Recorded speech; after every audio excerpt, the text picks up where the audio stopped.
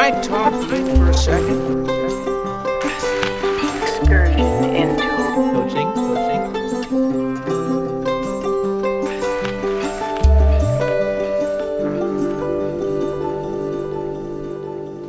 All right, here we are talking about coaching. Welcome, Dr. Nelly Nguyen, and I hope I didn't butcher that. Oh, that was perfect. Thank you so much. You know, I've seen the name around often, right? It's quite a common name in Yes, Asia, and I never learned how to pronounce it. I'm like, you see things so often, and then you actually need to say things, and you don't know what's going on. Yeah, it's a pretty common name. I think every third Vietnamese person or person of Vietnamese descent has that last name. So there's a story to it. I think in the time when people were able to choose their surname, in some countries that was the case, right? And then there was a chancellor or an emperor or someone who had that name. And then it was luck, it brought luck to people if they had the same name. So everyone chose to be named Nguyen. That's actually what my dad told me. I don't know if it's true, which shows us again how narratives stick with us, and we don't know, is that actually true or not? Yeah. And I mean, we're in the middle of the existential landscape because choosing your name, I mean, there's something around identity and being able to choose that. That's quite amazing because there's all of this baggage to do with our last names. I vividly remember when I watched Pulp Fiction for the first time, and there's this scene where Bruce Willis, the boxer, is in the cab talking to this, I think, Spanish lady, and she's like, "Oh, Butch, what does your name mean?" And he's just like, "We're Americans, baby. Our names don't mean shit." But depending on the culture you're in, there's so much heritage, there's so much story in our name, and being able to choose that says so much about the autonomy to actually craft your sense of identity. Yeah. So in the Icelandic culture, and my husband is American Icelandic, right? You still carry the name of your father and just add daughter or son of, right? Yeah. Which is so funny because in Avengers, they always call Phil Coulson, son of Cole, or Thor does that, right? Which is really funny. And that's actually a big discussion now. What if you don't identify as a daughter or as a son, right? With all the gender diversity that we have now, what are you going to do about that? Yeah. But here's a question for you. What kind of surname would you choose if you could choose one? Whoa. That's not something I would want to decide spontaneously.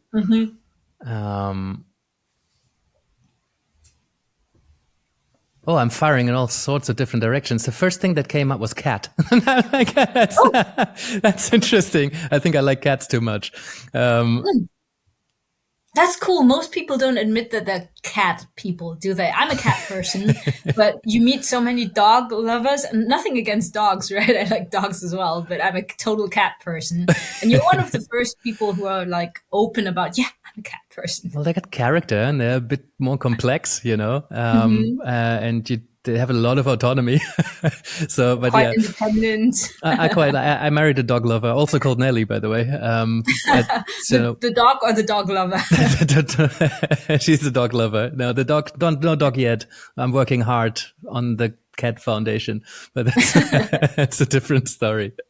But yeah, I think I'm going to take that question home, and I reckon right now, hopefully, some people in the audience click pause and are like pondering already, because that's what we're here for, right? We want to ponder together. We just dive straight in. I think you deserve some introduction, and I don't actually know that much about you. You popped up as a fellow positive existential coach, so somebody who sits at the intersection of positive psychology and existential philosophy, and is also a coach.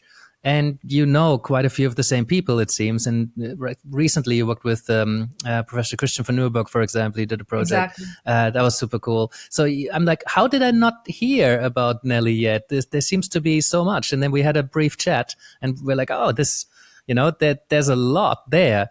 What fascinated me is that you actually studied physics. did a PhD in physics, right? And Yeah, then amongst many other things. yeah, so then you moved into psychology. So I think that is already a super interesting connection, and not connection from me to you, but a connection like, ooh, what's that journey? So I'd love for you just to give people a bit of a sense of where you're talking from. So if you could, I don't know, it's difficult to tell our story in a couple of minutes. Feel free to take some time, but I think it's helpful to get a bit of a sense of where you're coming from and into this positive existential coaching thing.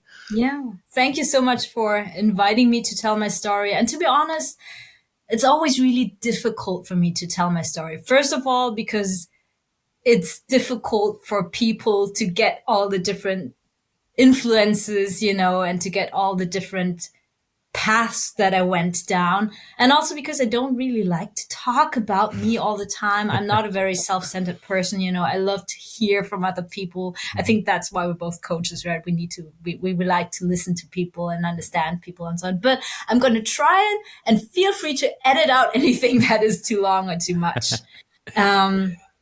So as a kid, I always wanted to understand the world, right? It was like, oh, I want to understand physics and biology and languages and people and just everything, right? And I loved solving puzzles and playing games. So I was just really intense and a lot. And then when it came to, you need to choose what you want to study, I was like, okay, sure. I want to study everything because everything's related, like everything is just, every discipline, every scientific discipline is just one specific lens on the whole universe, on humankind. And yet we get that message that, oh, now you need to choose what you're going to do for the rest of your life. Exactly.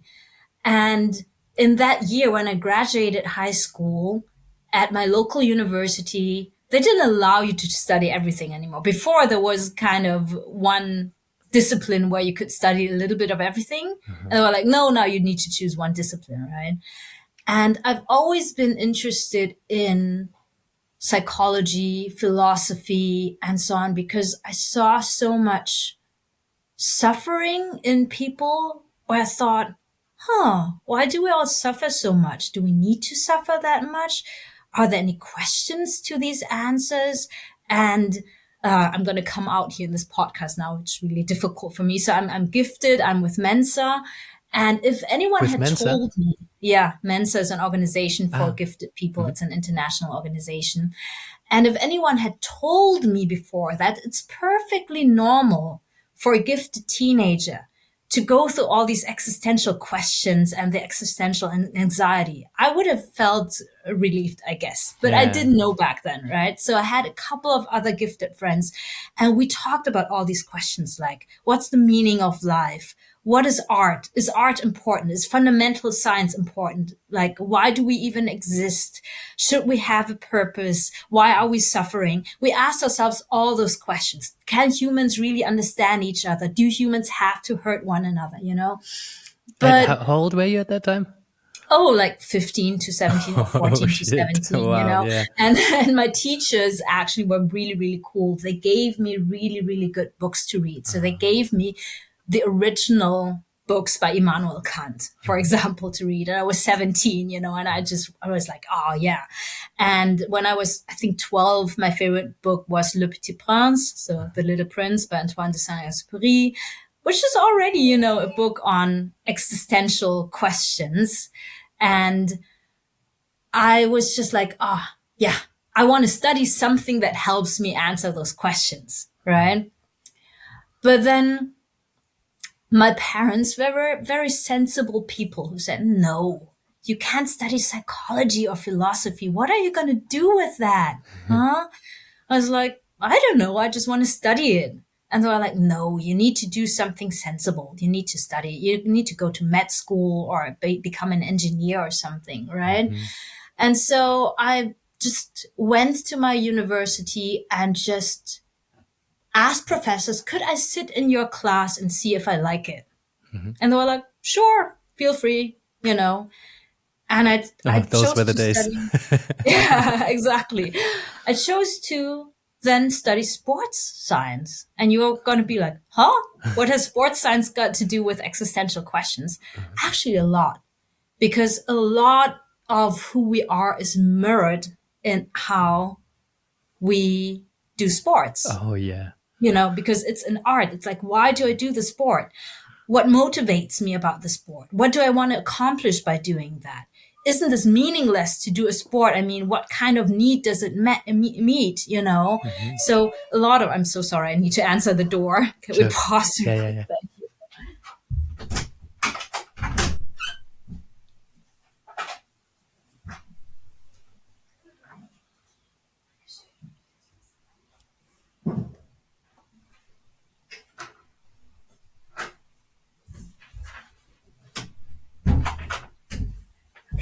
It's my dad's birthday coming up, and I have all these packages arriving for him now.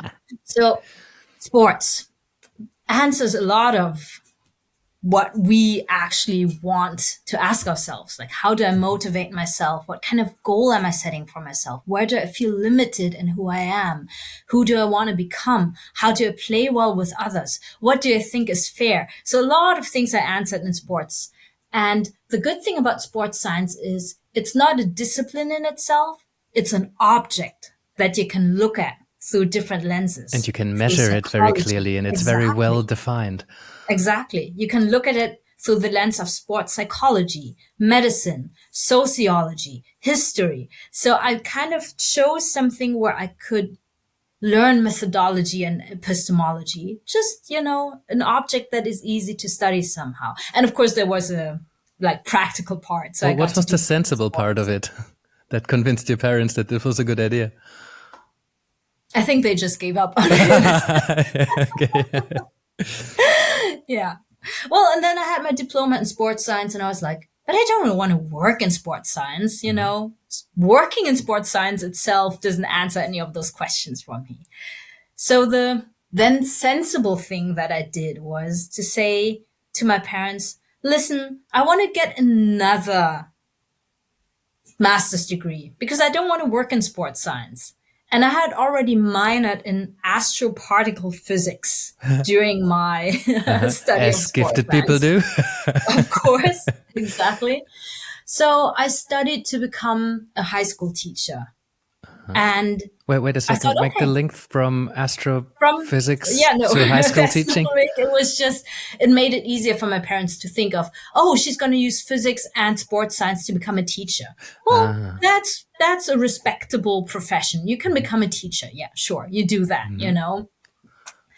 And then during my studies of educational science, it was such a pleasure to learn about learning, to learn about how do people actually learn, especially if you have people who don't, fit the norm, the standard of, how people usually learn. So I studied how neurodivergent individuals learn, gifted people, but also, other marginalized groups, or I studied how people from different cultural backgrounds learn and how to provide a learning experience and curriculum for them that, really helps them thrive. So that's what I did. And I was offered a PhD in educational science, which I turned down because being in educational science, the funding is not great. The support is not great, right? Unfortunately. And exactly. And then also having studied physics, I was offered a PhD in physics. I was like, what I like about physics. Could I hold you, before we move on to physics, could I hold you at learning?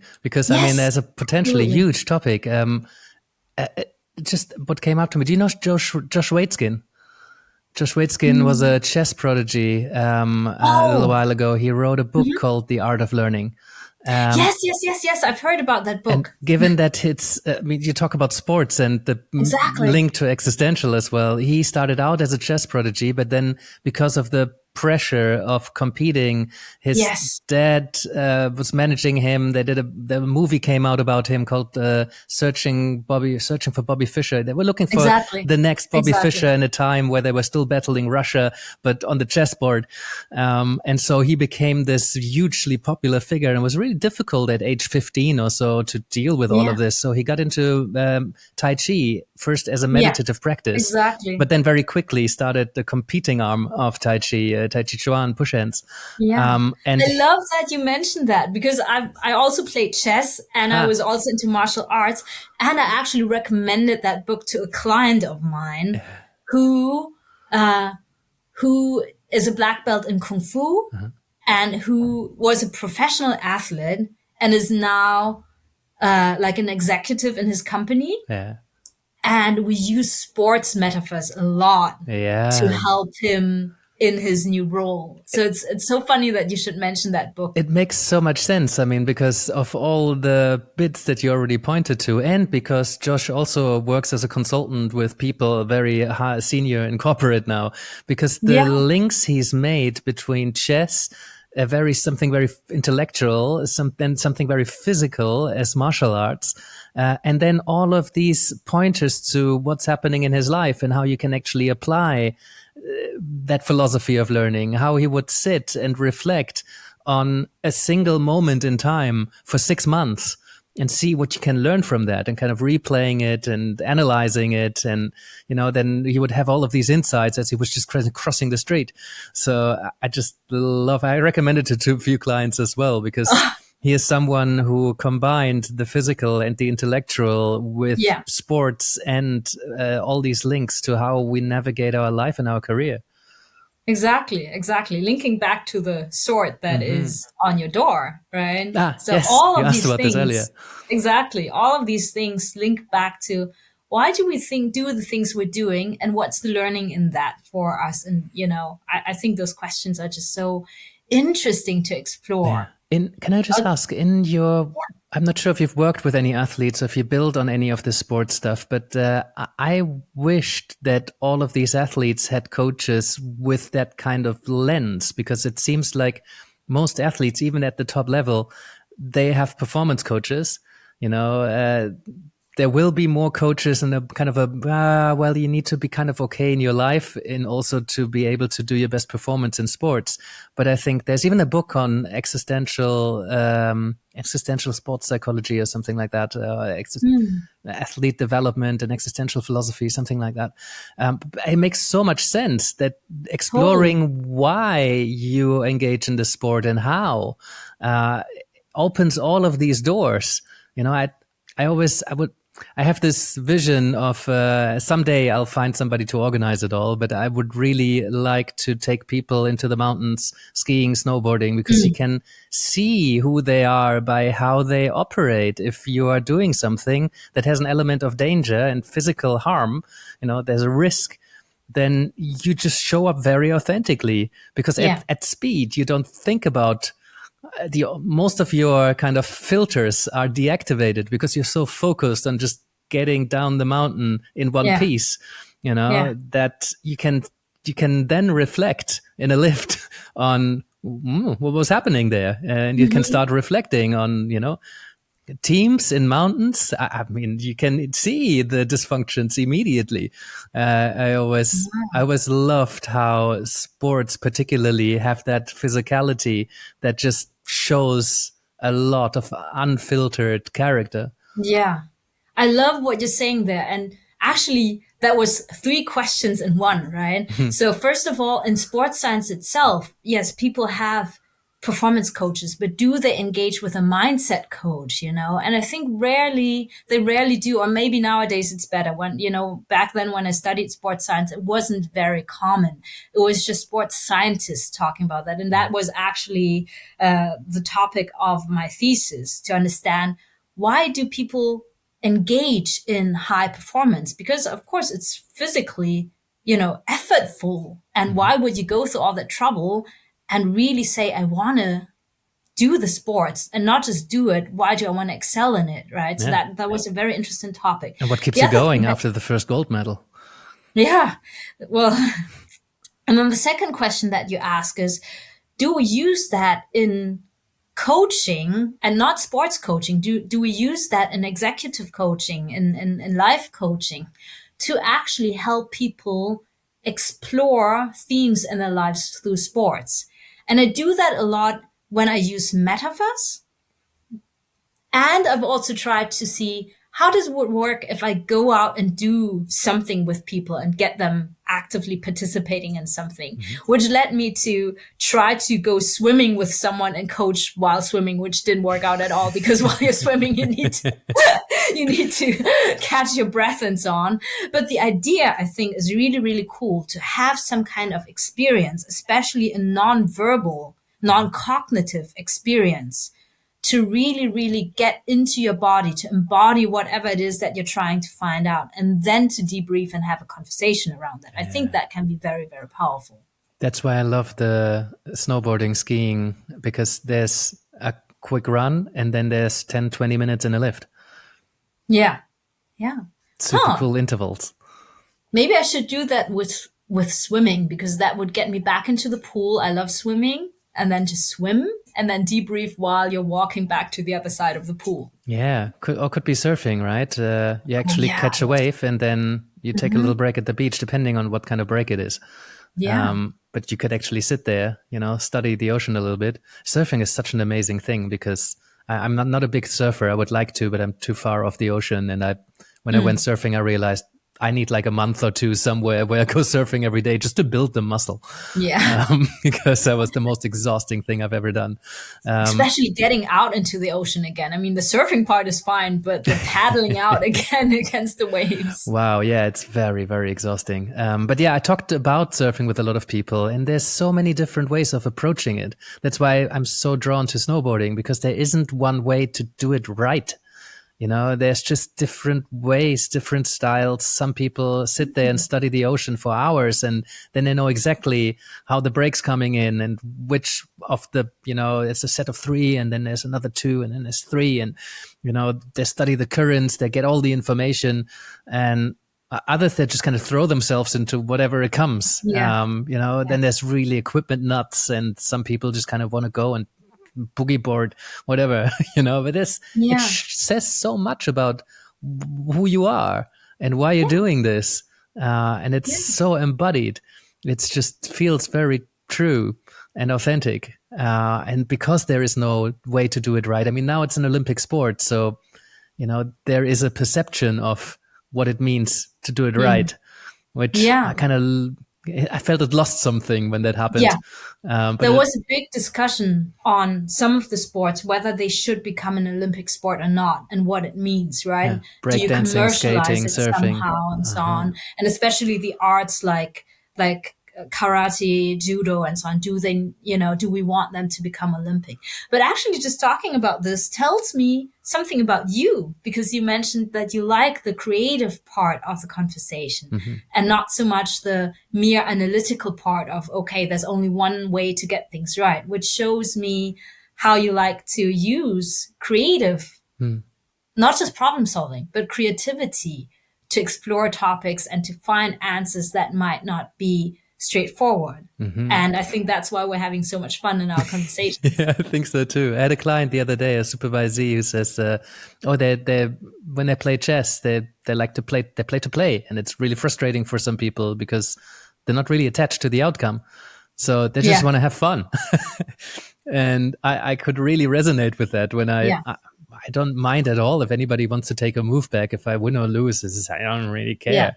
And if I play with my little nephews, for example, they're kind of confused, when I don't seem to, they're almost a bit frustrated when I don't seem to care that I lost, I even like to play chess collaboratively, where both of you sit, at the chessboard and really analyze together.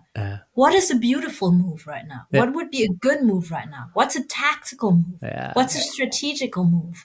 Which move is most risk-taking? And then you just go and co-create the game alongside each other. Oh, and that's such a coaching thing to do, right? I wrote about it recently. I called it the art of fighting without fighting, which is another martial arts reference, right? When you're in coaching, you're kind of sparring, right? You're having a conversation and it can feel like a back and forth, but really in coaching, you want to position yourself shoulder to shoulder and looking at the thing that we need to look at, doing the work that we need to do. but sometimes a client feels really attacked by a challenge of yours, and then they might lash out or get really defensive. And to then move out of the way of that attack and reposition yourself shoulder to shoulder so you can look at the thing.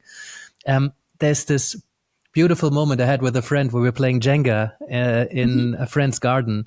And they had this giant Jenga set, for gardens where the pieces are just like the tower it started like chest high, and then it's growing, right? Because you keep taking pieces out and put them on the top. And I remember the point where we stopped playing against each other and we started playing with each other against the game. Yeah. Just to see how far we could get. And it was such a beautiful moment of like starting as opponents and then ending up in partnership. Oh, I love that. That's also something that we discussed or studied in sports science. How do we change the rules of the game to make it most inclusive? Especially if you have someone who's a beginner at a sport, and that happens a lot in volleyball, for example, that people want to play volleyball and they start and they get frustrated because, one person is new to the game and doesn't know how to play. And then you can hardly get the ball going back and forth. Especially in beach volleyball. Exactly. Such diverse groups usually. Exactly. And then, of course, one of the greatest things is to talk about how can we change the rules of the game so it lasts longer and is more enjoyable for everyone, not boring, still really, really engaging, maybe even challenging for someone, but we can collectively keep the game going. Yeah, and then you create flow experiences, like people are not anxious or bored, but you through the right set of rules, you create a flow channel, basically. And this is where my positive psychology lens comes in, right? Exactly. That's why I loved skating so much. For a while, I longboarded absolutely everywhere. I never kind of street skated, but snowboarding's the same thing. Whenever you feel you get a bit bored, you can always change the difficulty level by changing some of the rules. I mean, the rules are imagined. I mean, existentially, all rules are imagined. The only rules that exist are the ones we create or the ones we choose to accept, really. But in those kind of sports, or when we find ourselves in groups where people are with us and they want to experiment, you can say, oh, I'm going to just do all of this backwards. Or, I'm going to do it with only one foot, or I'm going to do it on a more difficult slope or at higher speed. And all of a sudden you're super engaged again just by changing a few parameters of the game. People keep talking about the zone of development and getting out of your comfort zone, right? And I feel people sometimes just say it, but don't understand that most often people push themselves too hard. And the zone that you want to get in is the zone of play. Where does it become interesting again? Where does it become, engaging again? Where are you being curious again to learn and to develop and to find that right level for you of challenge and curiosity and so on? Do you want me to actually finish the loop? I'd love to. I have to throw in another reference, though. Have you read The Rise of Superman by Stephen Kotler? Yes, I have. Yeah, great, because it's same thing, right? They're taking a extreme sports athlete and talk about basically creating flow experience, but making all these links to, Navy SEAL teams or top teams at Google. Exactly. I just love talking to a fellow geek. To be fair, I'm more Marvel than DC, except for my first crush was Dick Grayson, Robin, the Boy Wonder. So that was my first crush. My husband knows about it, so that's okay. I gotta admit, I've not been into superheroes much. I don't know, for some reason that comic age missed me. And I enjoy the occasional super blockbuster that they have become. But there's a whole universe. And I think at the comic level, I think a lot gets lost in the movies, I believe. But I think so. I appreciate that there's a lot of depth, especially philosophically, in many of these comics. They ask really big questions and really get young people to think about themselves, especially zooming out and thinking, well, if all possibilities exist, then who am I and why do I matter? Yeah, I think the good thing about comic books is that they can address things in a different way than if you just, share an article about existential questions, right? They can push the limits and be a little bit political but still playful about it. They can get you to look at something with a different lens, a different perspective. So I think that's really, really great. The danger, of course, of superhero movies and so on is this over identification with self-reliance and this, the escape from feeling helpless or powerless. And of course, as existential coaches, we are confronted with asking the question, what do you do when you feel powerless? Is that such a bad thing? What is maybe the potential in feeling powerless? So that's kind of the flip side of working with comic books. Yeah, and also depending on the comic books, there's usually a very clear divide between good and evil. Yeah. And I always found that really difficult, and I really celebrated when some big movies came out where it just wasn't clear anymore.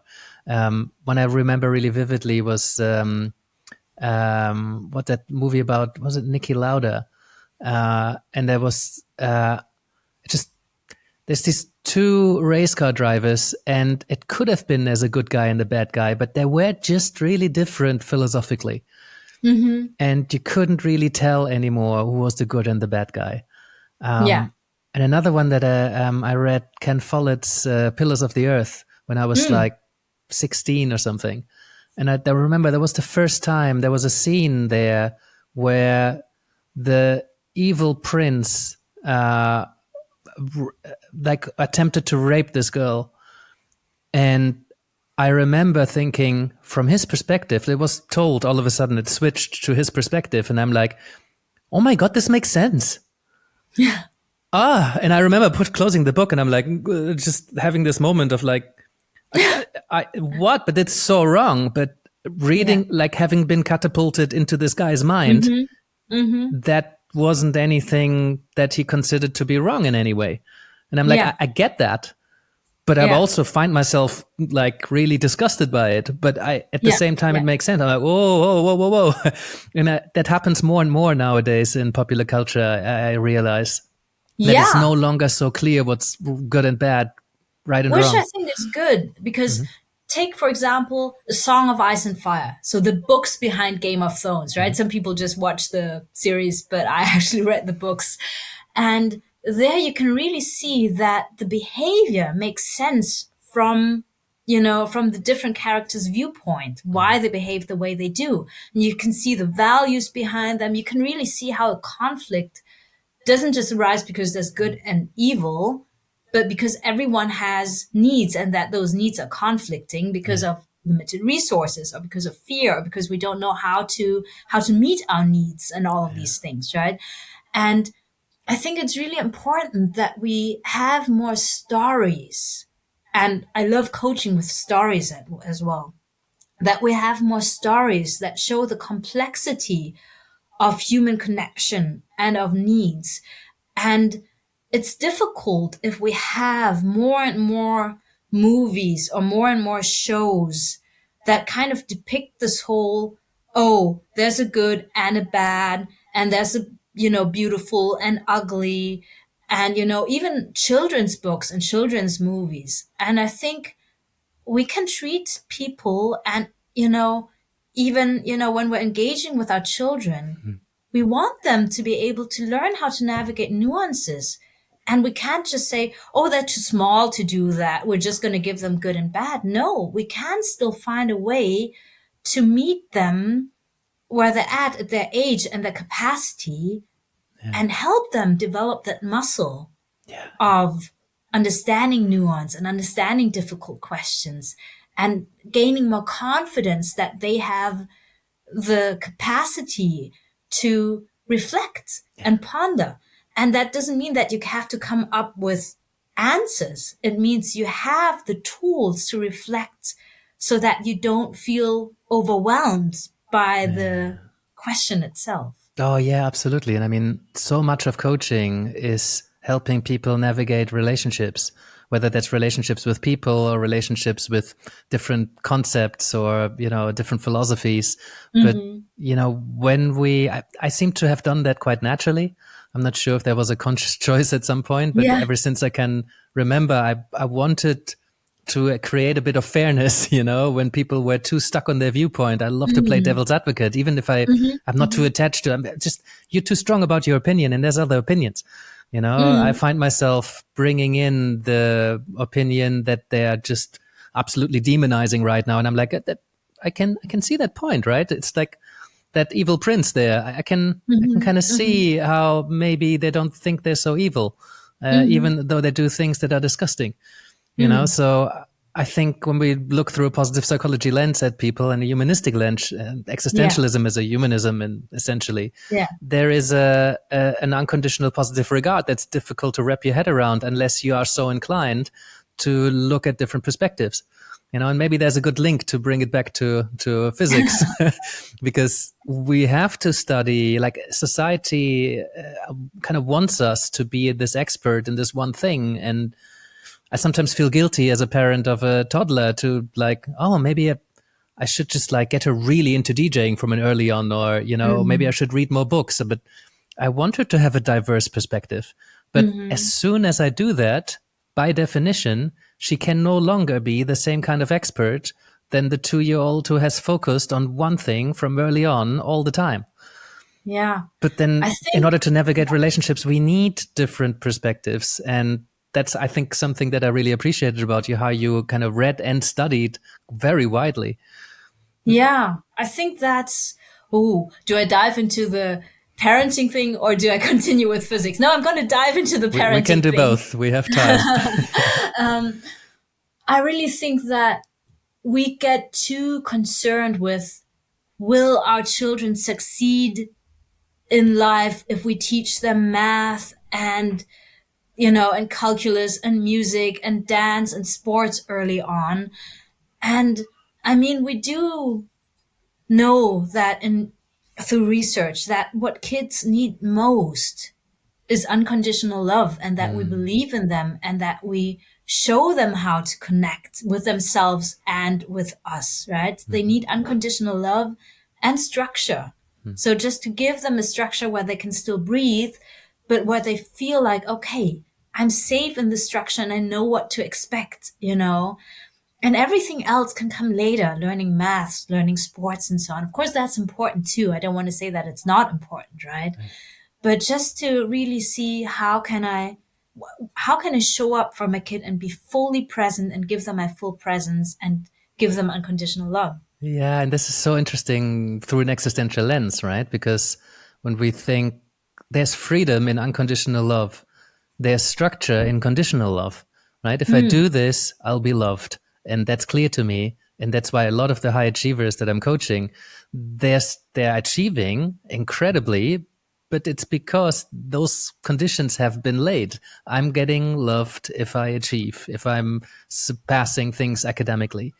And that helps them be very successful, professionally, but it's a source of great suffering, So there's freedom in unconditional love, but also they really do need structure. Otherwise they feel loved. That's why when freedom is so celebrated, that's what the existentialists encourage us to appreciate, that actually complete freedom is something that creates a lot of anxiety.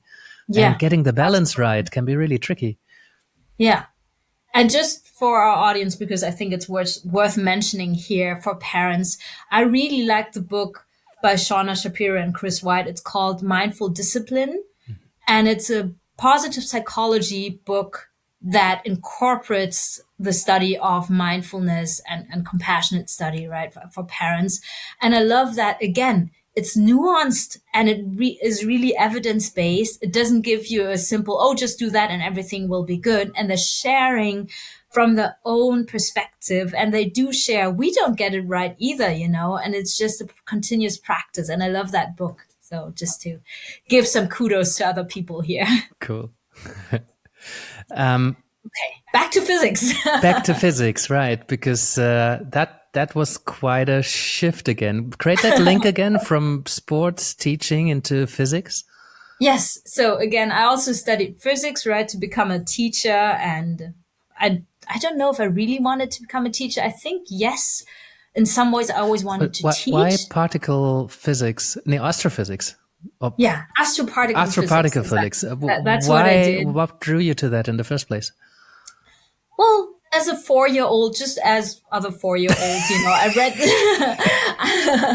I loved two books in particular. One was on oceanography, and I really loved the Oceanography. Oh, oceanography. oceanography, Oh, wow. right? So marine biology and so on. So I still have that love. And the other book that I had was on astrophysics, right? And like stars and galaxies and so on. And somehow I think it was just a very romantic notion for me to study the stars and so on. And also I wanted to push myself to really feel that I'm putting effort into something. And I know that, of course, through my physics teacher and so on, that effort is not just, learning something. It's also the discipline. It's also the repetition that we talked about earlier. Effort can mean a lot of things. And I mean it in a positive way, not in a, oh, this is hard way and I don't want to do it, but in a, this is hard and I'm curious about what I can accomplish way, right? And physics kind of was that for me, that it combined maths, but it also combined creative problem solving and it also combined wanting to understand things. And it was difficult for me.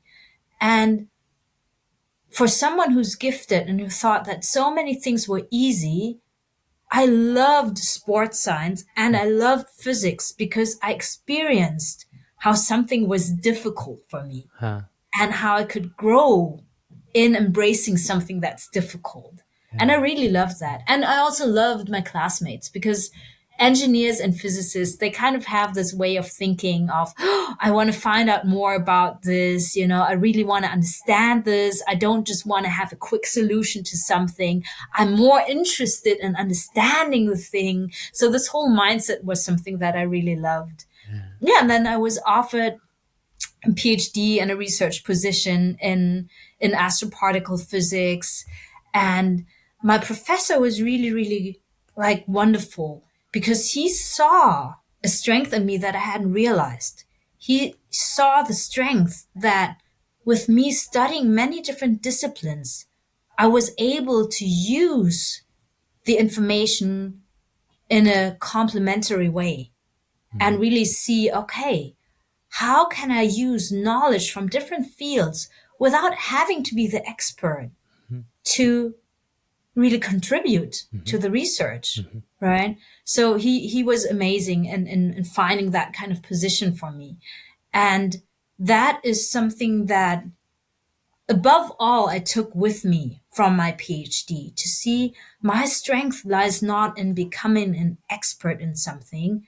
My strength is to really create a space for creativity and innovation through connecting people, connecting topics, connecting insights from different disciplines, connecting things. And even when I'm coaching one-on-one, helping the client make connections between two things that they didn't see as connected before, and to just see it is possible to do that because I'm doing that, so anyone can do that. If I can do it, then anyone can do it. Just to go out there and see, what am I curious about? What do I love? And how can I combine those two topics or the two things, And we could even make a game of it and just say, name two things that you like and let's explore what's connecting the two of them. And maybe even through an existential lens, right? So that's what I did in my PhD and I loved it. And I loved being a physicist. And the only reason why I quit academia was that I realized that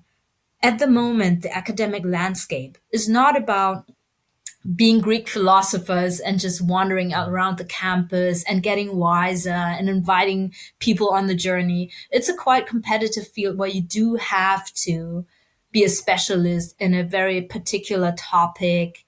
And that just wasn't me. And so I was like, okay, now that I'm done with academia, what do I do? So what does a person with a PhD in physics do? Naturally, they become a strategic consultant, right? So that's what you do. You become a consultant because there you can apply all of that problem solving skills, but also seeing things from a different lens and so on. So that was something that I did. And I loved my work as a consultant. I went into a firm that was really, really great in offering like a quick learning journey for people with a PhD in physics or mathematics or engineering to understand the business world, and then really to provide high quality services to our customers. So not quick fixes, not quick solutions, not just nice slides, but really, analytical, really like analytical services where we would go and really look at a problem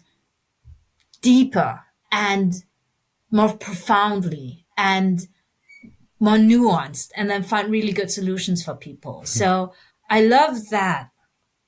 And I love the leadership aspect too, to lead teams, to help clients. I loved traveling. I loved seeing different companies and comparing different company cultures and really seeing, oh, every culture is different. And how much are the people in the culture aware that they're in that culture?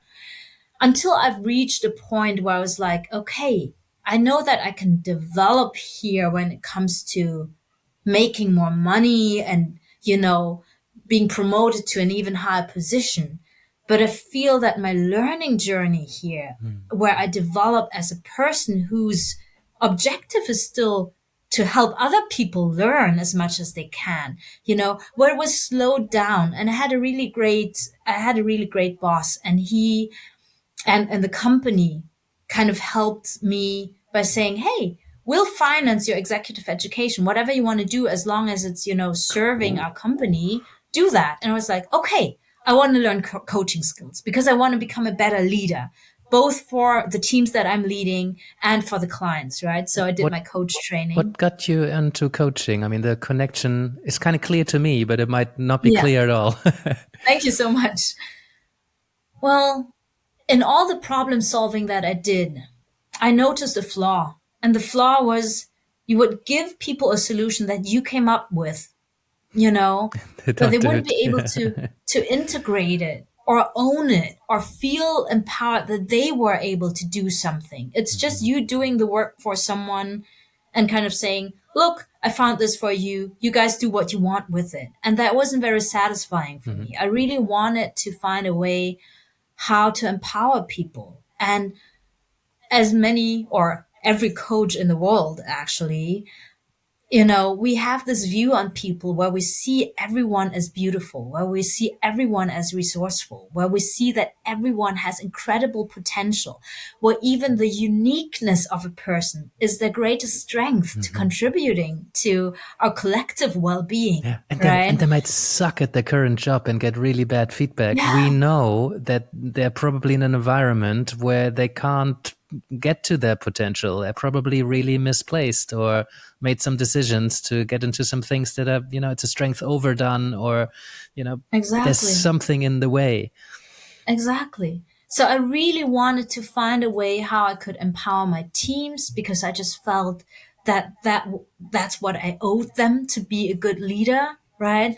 And also a way to empower my clients and see how can I help them feel much more motivated about these projects? How can I help them feel competent in what they're doing, right? And well, I did my coach training, and then something happened that I didn't expect. It changed me as a person. Ooh. I peer coached with someone who was able to really show me and mirror back at me, Nell, you have so much potential. Why are you only using your analytical abilities? I was suddenly able to tap into my empathy, into my creativity, into my playfulness, and to all those things where I had the strong belief that that's not wanted. Who would want me to play with them? Who would want me to think out loud and geek out with them? Right? And here we are. Here we are, right? So this person, my peer coach, who's my peer coach until this very day, I just spoke with him yesterday. And he really helped me see, what I can change in my life to feel more aligned, to feel more empowered. And that changed my whole profession and career. And I was able to, get married and have kids, and really changed my personal life. I was able to say to my company, thank you so much for giving me this amazing opportunity. And now I will, continue with this beautiful gift that you've given me and continue my journey, in a different way. And it's even changed the way I was able to do reflective practice with, with the things that I had in my life. So it really changed my entire life, which is very, very cool, because I can say with conviction now that if people want to coach and want to seek out coaching, that I understand the transformative power of coaching. Of course, coaching is not for everyone, If people just want to problem solve, that's fair enough. Sometimes you don't want to develop, and that's cool. And I think in every profession, we should be aware that our profession is not the only one that exists, right? But for people who do want to tap into the potential, for people who do want to find individual solutions, for people who do want to feel empowered, for people who want to leverage their strengths, for people who feel like they have so much to give and they don't know how to give it, I can really say, wow, coaching did that for me. Yeah, this is super powerful to have experienced that. I can attest to that, and I've seen it many times, right? And at the same time, transformation doesn't need to be the goal of coaching. That's why there's such a beautiful range and spectrum of different coaches, because when I got into coaching, the kind of problem-focused coaching was very much looked down on. Because I came through positive psychology, and then I trained as an existential coach, so it was never really about problem solving and performance. That was a nice byproduct, but that really wasn't what it was about. And then I had some clients where I'm like, intuitively, I found myself in a space where we just like focused on the problem, and it worked really well, and it was really important, and it was quite time limited, and it had to be quite time limited because time was really scarce resource. And I took that to supervision, and I remember, I don't need to. My existential lens is active. I made all of these beautiful notes and curiosity about their relationship with authenticity and endings, but it just wasn't the conversation that they needed to have right now. So, the awareness is there, and the doors are blatantly obvious to me, not to them, perhaps. But not every coaching needs to be transformative, and that's okay. Exactly. I love that you're innovating the field of coaching, that we see coaching as a profession that is evolving, just as positive psychology is evolving, right? And I mean, of course, the works of Martin Seligman had a huge impact on me, right? When I read his work and so on, I was just really amazed, and I thought, I wish my parents would have allowed me to study positive psychology back then, But then I did study, positive psychology with Robert Biswas-Diener, which was an amazing treat. And then also advanced positive psychology coaching with Robert and Christian van Nuremberg, who you mentioned earlier. That's where you met Christian. Yeah. And then we clicked over being third culture kids, and we continued our journey together professionally. And of course, I consider both of them great mentors and friends. And I think what's important is, especially if we're saying that our coaching is informed by science or by scientific disciplines or by contemplative disciplines, I think the important thing is it's not stale, it's evolving. So we're kind of seeing from the wisdom that we get through studying so many different things, how can we bring that into our practice? And even if no one's done it before, how, like you're saying, hey, you did something and you had this deep inclination that is something that's needed in the moment with that particular client, And I think that's so important. And it's also so important that we share that in the evidence-based coaching community and say, okay, what are you doing? What am I doing? What is the pattern that we're seeing here to, again, inform coaching itself, the science, the coaching psychology or the studies of coaching, to see, okay, let's have this both ways, just the same as with physics. So there's theoretical physics and experimental physics, right? And they need to inform each other. Otherwise, there's no progress. Yeah. And even otherwise, we just have metaphysics, which is just thinking. Yeah, and out even loud. particle physics, for me, it seems, and correct me if I'm wrong, that you need to both really zoom out and really zoom in. Exactly. And that's literally and figuratively. Yeah, exactly. And that's a beautiful illustration of this theme of integration that's swinging in the subtext here this whole time. Yeah. Because there's this beautiful saying that if you only have a hammer, then everything is going to look like a nail. Exactly. And I see some coaches in supervision who've been given this hammer, which is, let's just fill in the blank, performance coaching, whatever, mindfulness-based stress reduction. Exactly. Pick a methodology, you give that to a coach, you can teach it to many coaches in a weekend or two, and then they have a tool, but they're going to try to apply that.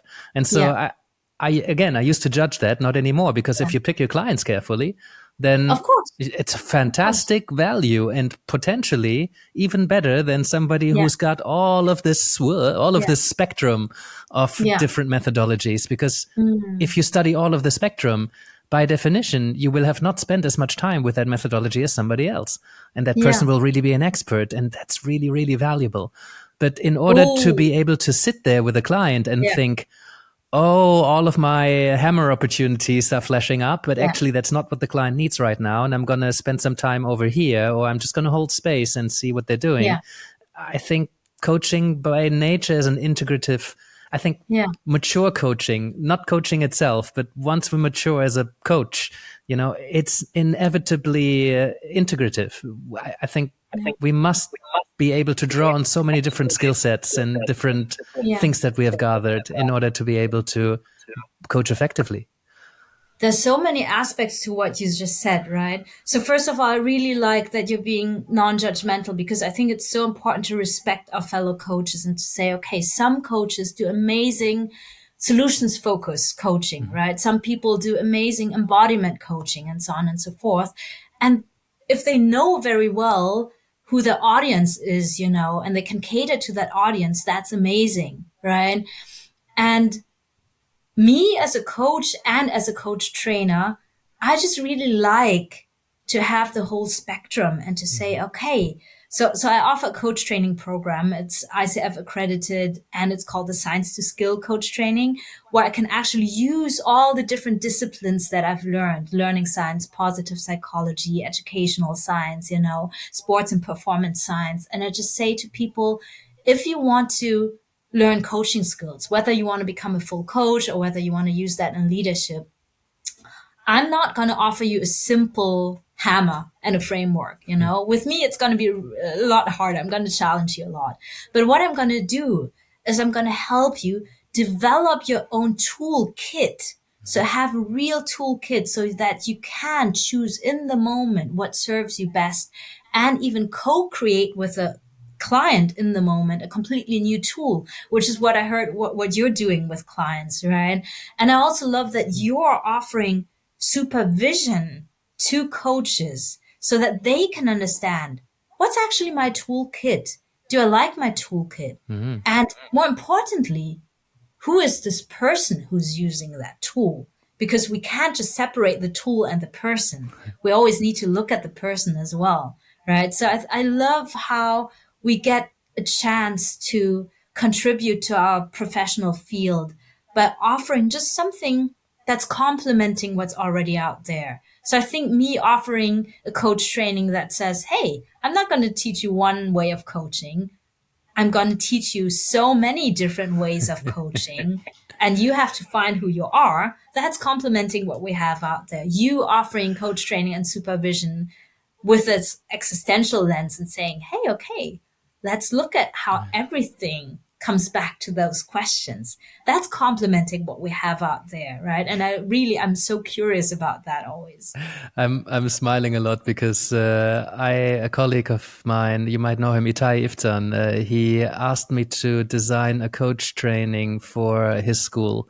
And said like, hey, I've run this training, I've gathered all of these amazing names in positive psychology, and I've asked them each to, record me some content.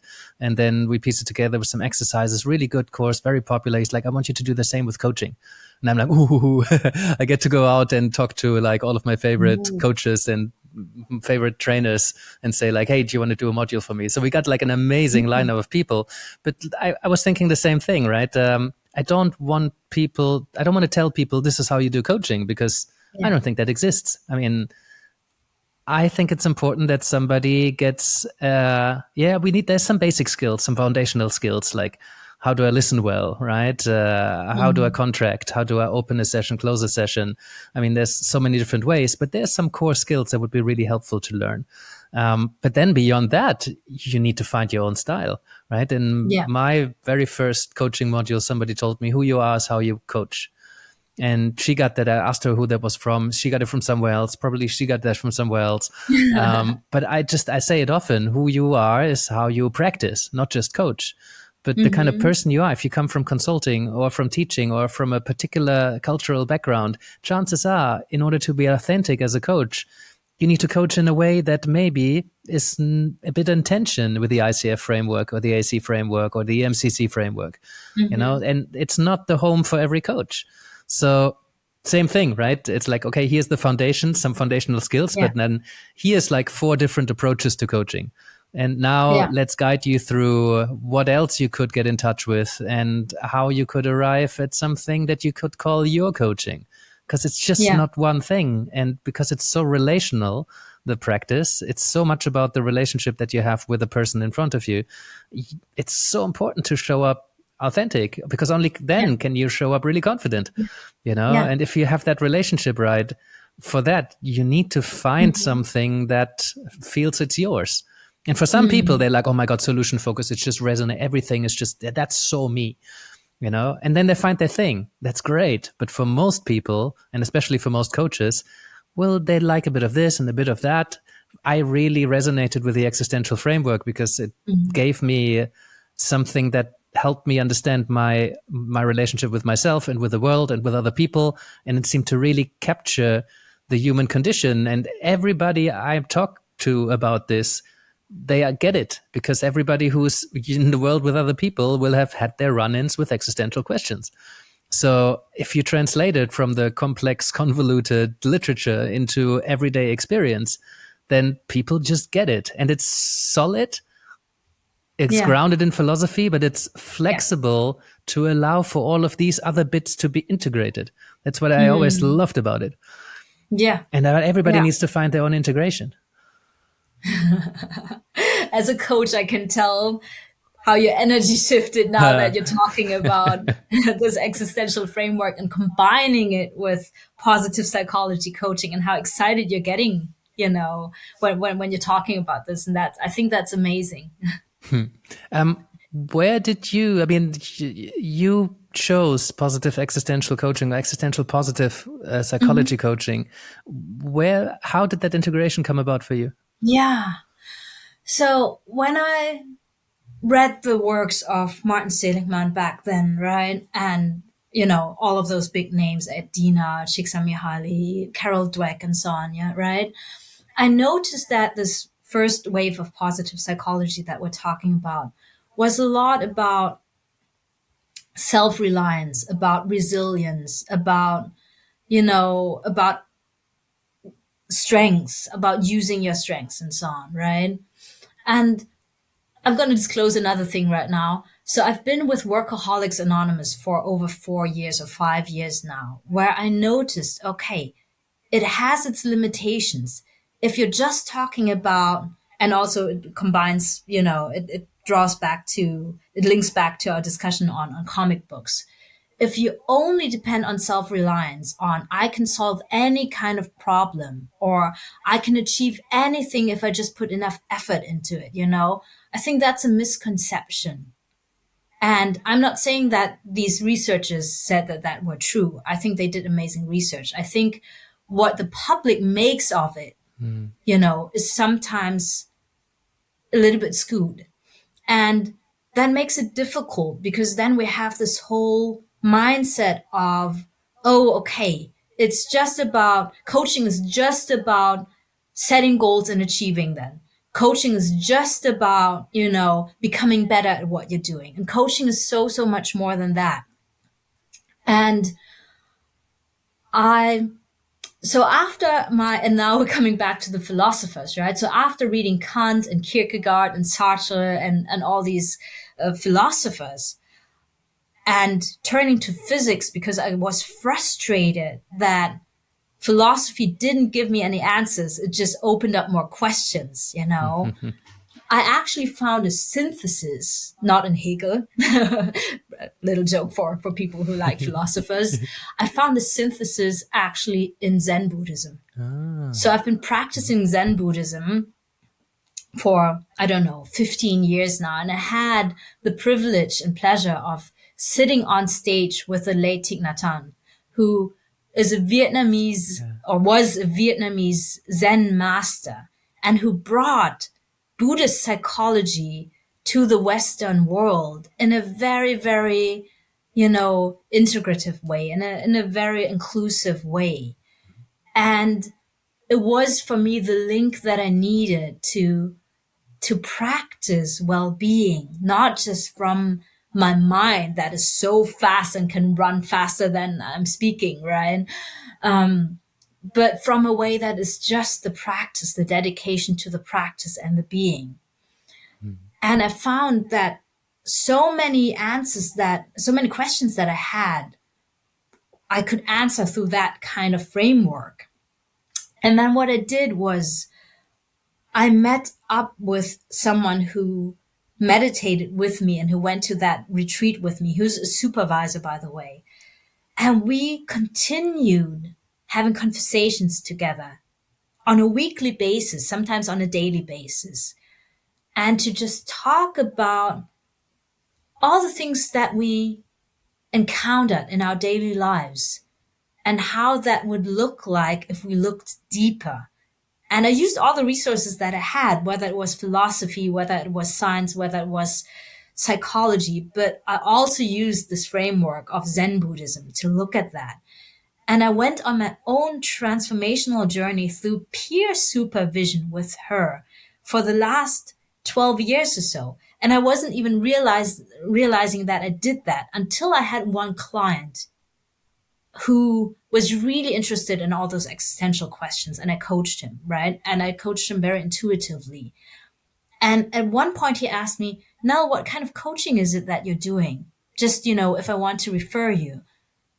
And I wanted to answer, I'm a positive psychology coach. Not but anymore. then I was like, but is that actually positive psychology coaching or not, And then explained the whole thing to him. And he said, you should write a book about that or make it more, make it more open that you're coaching in that kind of way for others to find you. And I was like, thank you so much. And this is, an amazing client.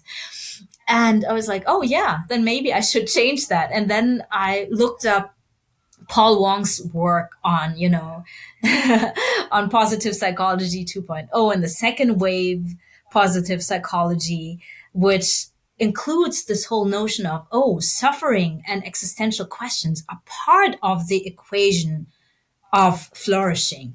We can't overlook them. Mm-hmm. It's so important to understand all these questions and suffering to understand what helps us flourish. So I was like, cool. I'm actually already doing that, And then with the third wave now that I really love, the third wave of positive psychology that addresses things like meaning and purpose and collective flourishing, inclusion, freedom, and all of these big questions that are not just linked to suffering, but that are just, general existential questions and questions on how do we collectively flourish as humanity. And I think I'm finally like, everything's coming together now. The physics and the sports science and the philosophy and the psychology and the learning science. And, yes, that's what I'm doing. And then luckily I found you through LinkedIn and I was like, how come I don't know this guy? Yeah, Paul really opened something up for me as well. I remember reading an article. That was the first positive existential psychology. I think the first article he published on that. And I'm like, oh my God, that's what I think. I just couldn't really formulate it like that. Yeah. Because it's still kind of early days. Yeah. But In you've already been doing it. Yeah, So, exactly. And I recently kind of struggled to, well, what's the positive psychology in it?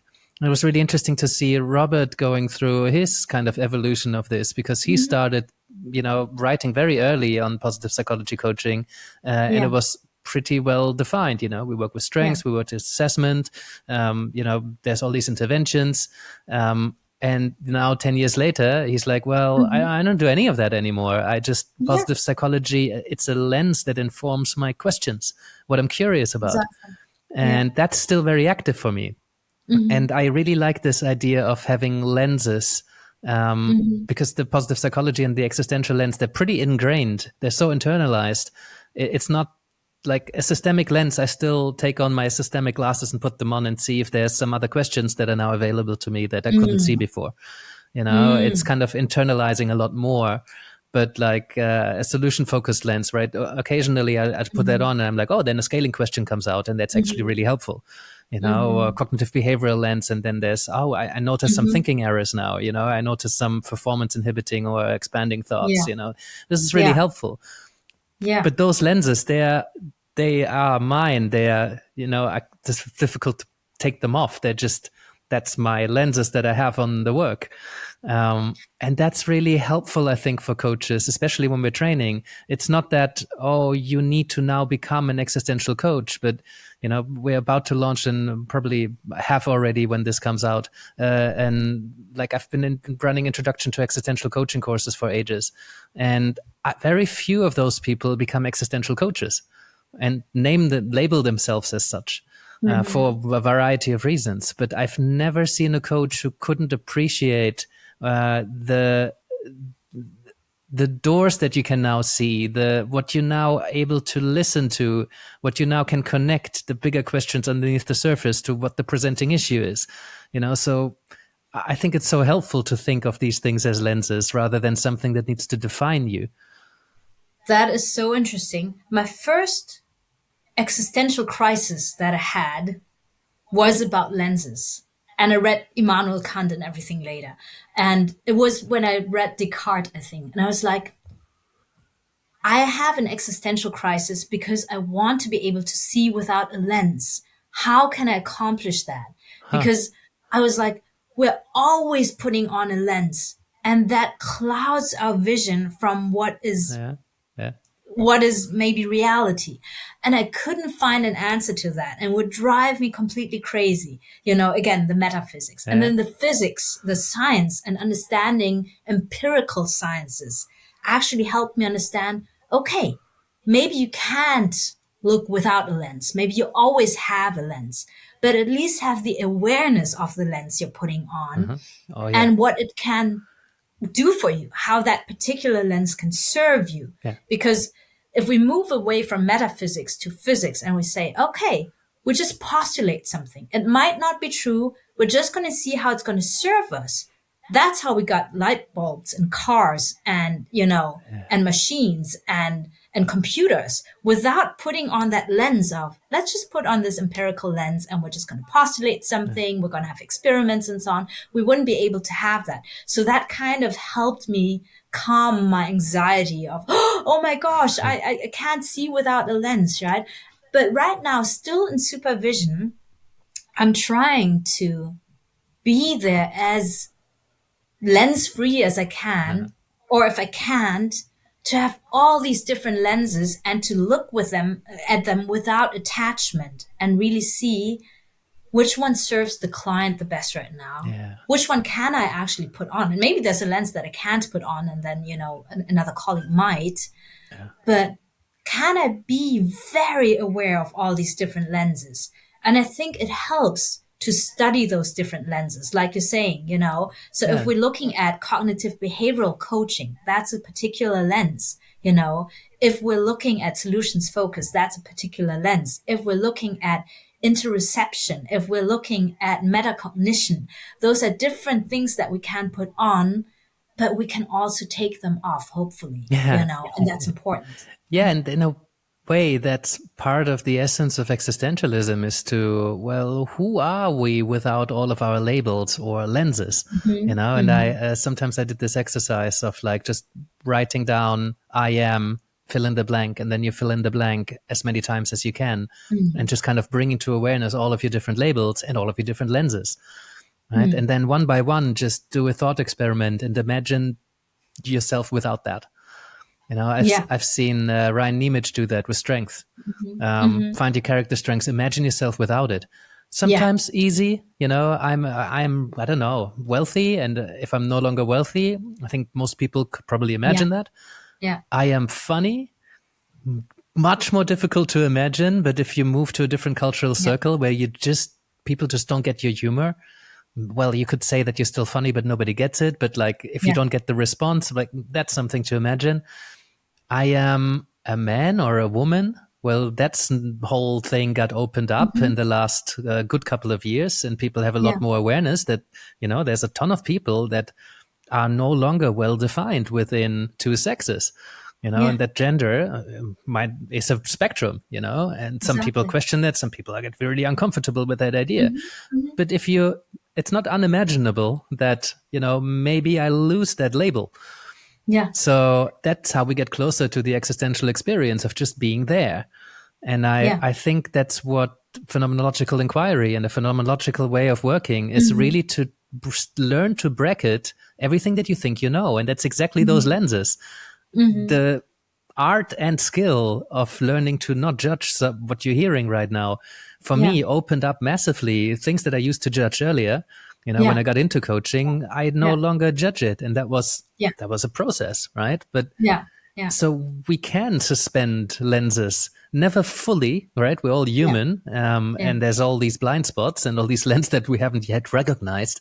But the more work we do with ourselves, the more work we do on ourselves, and the more awareness we create around ourselves, the more we're able to suspend those lenses temporarily, so we can really acknowledge that person there. Yeah. And that is where, for example, art or science fiction, you know, comes into play, or poetry. You know, the more we confront ourselves with different ways of looking at the world, the more it enriches us and how we can see the world. And what you mentioned right now is both a powerful intervention for coach supervision, as well as a great intervention for coaching in, you know, circumstances where that is appropriate. So what you mentioned earlier with your clients, where you're challenging your clients, right? So one of the challenges that my peer supervisor actually asked me was, you know, could you love yourself if you were like that person? When we're talking about conflict, when we're talking about, you know, connection, like, okay, but just imagine it. If you were like that person, could you love yourself and really, really see, are we being non-judgmental? Can we resolve that conflict? The very powerful question. Or like, if you have one trait that you're very attached to, you know, she asked me, Nell, what would happen to you if you weren't, you know, could you live with yourself if you were not intelligent? You know, is it possible for you to find happiness if you're not intelligent? And it really requires me to say, okay, the gifts that I've been given are there to serve me and others. They're not there for me to get attached to and you know, to kind of feed my ego. And it's really important to do those exercises. Yeah. And I remember wanting to do an exercise sometime after school. I was thinking about what I'm going to do. I think I was already studying something. And then I was like, well, I think I just want to, I don't know, work in a restaurant somewhere for a year, you know, just live a really modest life, just, you know, experience what it's like to just, you know, do the work that 80% of the world is doing. I grew up quite privileged, right? My dad has done really well for himself, and I really respect him. But that meant I always had that kind of safety net, you know, something to fall back on, and somebody who would buy me any book if I wanted a book. You know, he wouldn't just set me up with all this money, but like I knew that my education was probably the best education if I could get into it, and that is really lucky, right? So I'm like, But I want to experience what it's like to be, maybe what's normal, but like, I know what you mean. and I'm like, I was really craving that. And I remember my dad saying like, well, hey, look, you do what you want. He was always kind of supporting my autonomous decision making, but, it's not going to be the experience that you're looking for, because you're just going to be, he didn't say it like that, but basically he said, you're going to be a tourist, and tourism is different from Yeah. immigration. Yeah. Right. Yeah. It's, you always know you're still going to have that safety net. It's not going to just go away until something terrible happens. Yeah. So, you can always get out of it. And as soon as you can always get out of it, you have a very different experience of someone who feels that they can't find a way out of this, and that they feel stuck there. Yeah. Yeah. And again, it shows us that we need to be really humble and modest with what we've been given. And we can't just claim, oh, I know what it looks like, on the other side, because we don't. To what extent can you imagine not being intelligent? If you haven't had that experience, right? Yeah. Yeah. And again, it helps us to really, really practice to be non-judgmental. And that's something that I'm really striving for. It's really, really important for me to meet everyone with curiosity and compassion. And to the older I get, the less quickly I am to judge anyone. And the more, and of course, then we need to be compassionate with our younger selves who were quick to judge really and see, okay, what happened back then, and to kind of make amends by giving forward, and it's just really, really important to me to be non-judgmental, to embody that, to continuously practice that, and to also allow for other people to move into the space of equanimity. Yeah. This is one of my favorite jokes. It just came to my mind, and I hadn't thought about it in some time. You know how they say you should, before you judge someone, you should walk a mile in their shoes. Because then when you judge them, you're a mile away wearing their shoes. But it's so helpful to learn to suspend judgments, because I experience every day that fair, right? Life is really busy. Like I feel it's a privilege to be able to even get confronted with all of this stuff that seems to come so natural to us now. But like most people don't have the time or capacity to even consider that maybe they're really stuck in their position and in their perspective, and that they have a particular narrative or frame of interpretations, a belief system, a worldview that incredibly colors their version of reality. And there is a good argument that reality actually doesn't really exist, or if it exists, we couldn't possibly be able to accurately perceive it, because we're always interpreting through our lenses, and it's almost like it's probably impossible to get rid of everything, even if we suspend judgments. It's just so that adds a layer of complexity to the work, but we can learn to get better at it, and even if it's an infinite goal, even if it's something that we cannot possibly complete. I know, and I've seen that in coach training for a decade now, people can learn to do that better. And when they do that better, the work becomes better, because we can invite someone who's really struggling with their frame of reference to invite maybe a different perspective, not necessarily by giving them a different perspective, but just by inviting them, getting curious. Oh, what do you think that person that you hate so much thinks about all of this? And they had never thought to put themselves in their shoes and walk a mile, or to consider compassionately, as you say, right? And curiously, what might be going, why would there be such a dig? Why possibly? And they might have never thought about it, or they're just a dig, Yeah. But what do you think made them do that? Yeah, and you're mentioning something here that's really important, that we need to create a safe space if people want to explore this, right? And that we as coaches show up for them, not being judgmental of them being judgmental, right?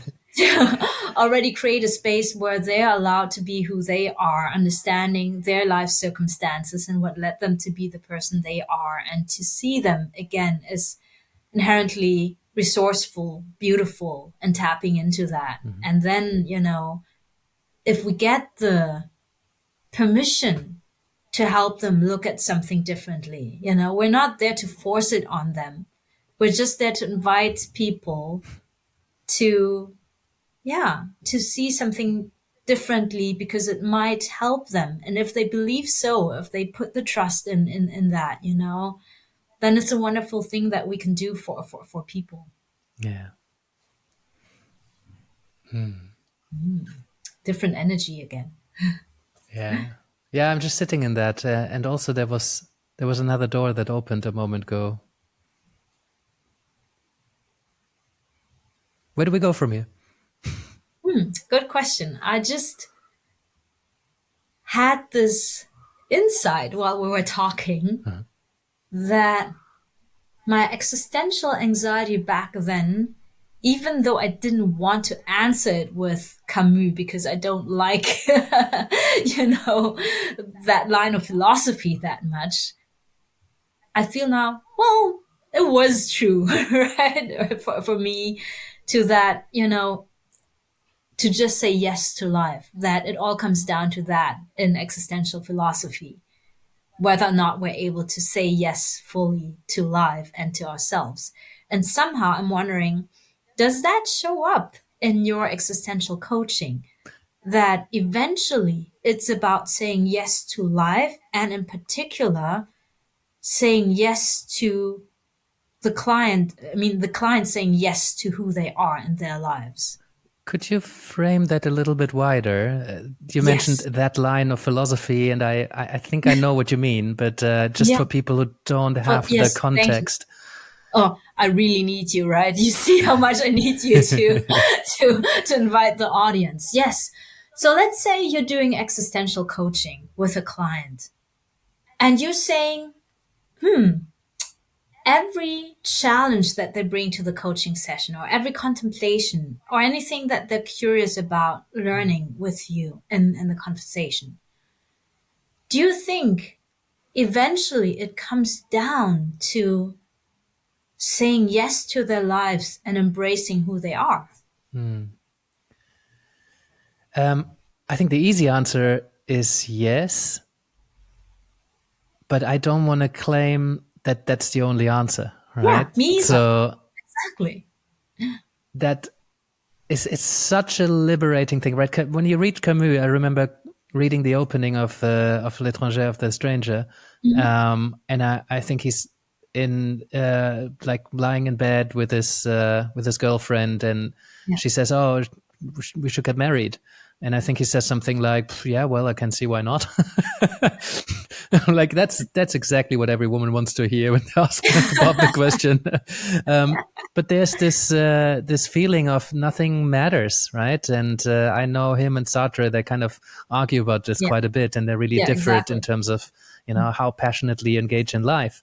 I was really irritated by reading something where somebody's so indifferent. And that's the famous line of the Cure song, right? Shoots an Arab on the beach and feels nothing, right? Gets sentenced to death and doesn't really feel anything. I think that really represents how a lot of people go through life and questioning what it all means. And when he writes about Sisyphus and that, we must imagine Sisyphus happy, because there is something that you could say passionately yes to. And if I think Rogers writes about that as well, right? The curious paradox is that once I accept myself, then I can change. And I was talking to David Drake recently, who I'm sure you know because you're interested in narrative practice. Yes, love narrative coaching. He said, well, he would go a lot further. He said it's impossible to then not change. So I think as soon as we say yes, and saying yes, it's, I think, a pretty blatant word, right? There's a lot in it. But when you not just accept, but appreciate the person that you are right now, a lot of the kind of high achieving type A personality clients in coaching, they're a bit scared of that, right? Because they feel that if I were to accept myself as I am now and accept my pain, and, maybe if that pain were to go away, then I wouldn't be so driven anymore. So I think there's a big fear about accepting who you are with all of your flaws and all of the things that you don't like about yourself, because in some way it implies to people that you then don't change anything about it because you made your peace with it. And if you like yourself as you are, it's not just saying yes doesn't mean that you now like yourself and you like your flaws. Exactly. You can still develop from here on, but that awareness and that making peace with how you are right now, because you cannot go back and change it, that shifts so much, right? And I've experienced in the room, and I've experienced it with myself. When you say yes to the person you are, you can still move forward in all sorts of different directions. Yeah, absolutely. Actually, I find it's liberating. And I didn't want to ask a question that was obviously so, you know, so simple. So of course we could ask, oh, is the answer to everything love, you know? Oh, is the answer to everything, oh, just be who you are. But it's not, what I meant, it's not simple at all. Let me just interject there for a moment, because one of the best podcasts I've ever listened to or watched was Brené Brown with Russell Brand. Oh, cool. It was such a cool combination, and they had such a vibe going. It was amazing. But Brené Brown at some point said, well, do you believe that everybody, like, people are trying their best? You know, such a powerful question. And she even was saying, like, when I heard that question, I'm like, hell no, no way. Some people are just assholes or something like that, you know? And once you actually start relating to people as if they are doing their best, it just means that they might do pretty horrible things, you know, and you find yourself judging a lot. But if you believe that they're probably trying, you know, they've just been dealt a very different hand, and they didn't have the support that maybe you had or other people had. They didn't have the education or the unconditional love. You know, there's all of this traumatic experiences in culture, history, you know, family, workplaces. You know, it can really fuck you up. And if we give people the experience of being met and encountered by someone who really sees you and doesn't judge you and accepts you as you are now, but encourages you to move forward and continue to develop and grow, I mean, then you can drop all of the guilt of who you are right now, and you can just focus on how I move forward. Continue to do the best I can. Oh my gosh. Talking to you is actually inviting me to share things that I usually don't share. So I'm going to share one more thing. And that is a question that I pondered with another person who's a consultant. We talked about regrets in life and what's your greatest regret in life, right? And my greatest regret in life was that when I was, I think, 8 years old, and I had an argument with my mom, and my mom didn't really see my needs. You know how it is when you're 8-year-old and your mom just says no to something, and you feel really unseen or unheard, or you feel there was a misunderstanding. And I went into my room, and there was a horsefly. And I took my shoe and I just smashed that horsefly. And it didn't die the first time. I had to smash it 3 times, because the first time I smashed it, I was like, oh no, what did I do? But I hurt it so much that I knew I had to kill it because I couldn't continue to live, you know? And even when I'm telling you the story now, it fills me with remorse. Oh my God, and I regret. can feel it. Yeah. Yes. Because I have this reverence for life, you know? I love life. I love the innocent. I love animals, you know? And I had just such regret and remorse, and I felt so bad. And then my mom even came in and said, why did you do that? The poor thing. And I couldn't express myself in my emotions and my inability to express my needs and my emotions and my anger about being treated unfairly. And first of all, my friend said, so that's your biggest regret, you know, because other people have other regrets in life than killing a horsefly. Yeah. But I get But it. I meditated for at least, you know, the next 20 years of my life. First of all, of course, I made changes in my life. You know, I'm trying to be a vegan. I protect animals. I protect nature. I teach other people to treat everything that they encounter with respect. And that was the first transformation that I had from that regret, to see it as a moment of grace.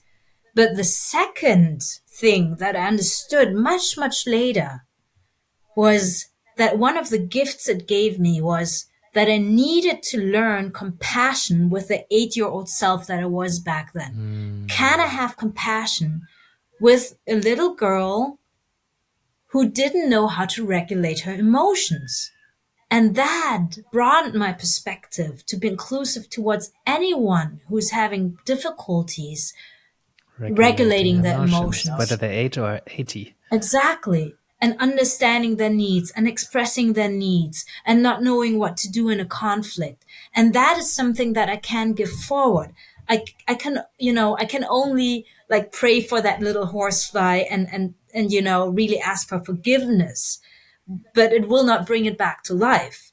But what I can do is give forward the transformational journey that I encountered, not just by being a better person, but by reconnecting back with that 8-year-old self and the compassion that I have for my 8-year-old self that I can now give forward to having compassion with everyone, no matter what age, because everyone has that 8-year-old self in them. And that's kind of the Buddhist psychology behind it, right? Oh, Nell, thank you so much for sharing this, because it's, first of all, I had a really emotional reaction to that, much more than, given the context, than just a horsefly dying. But,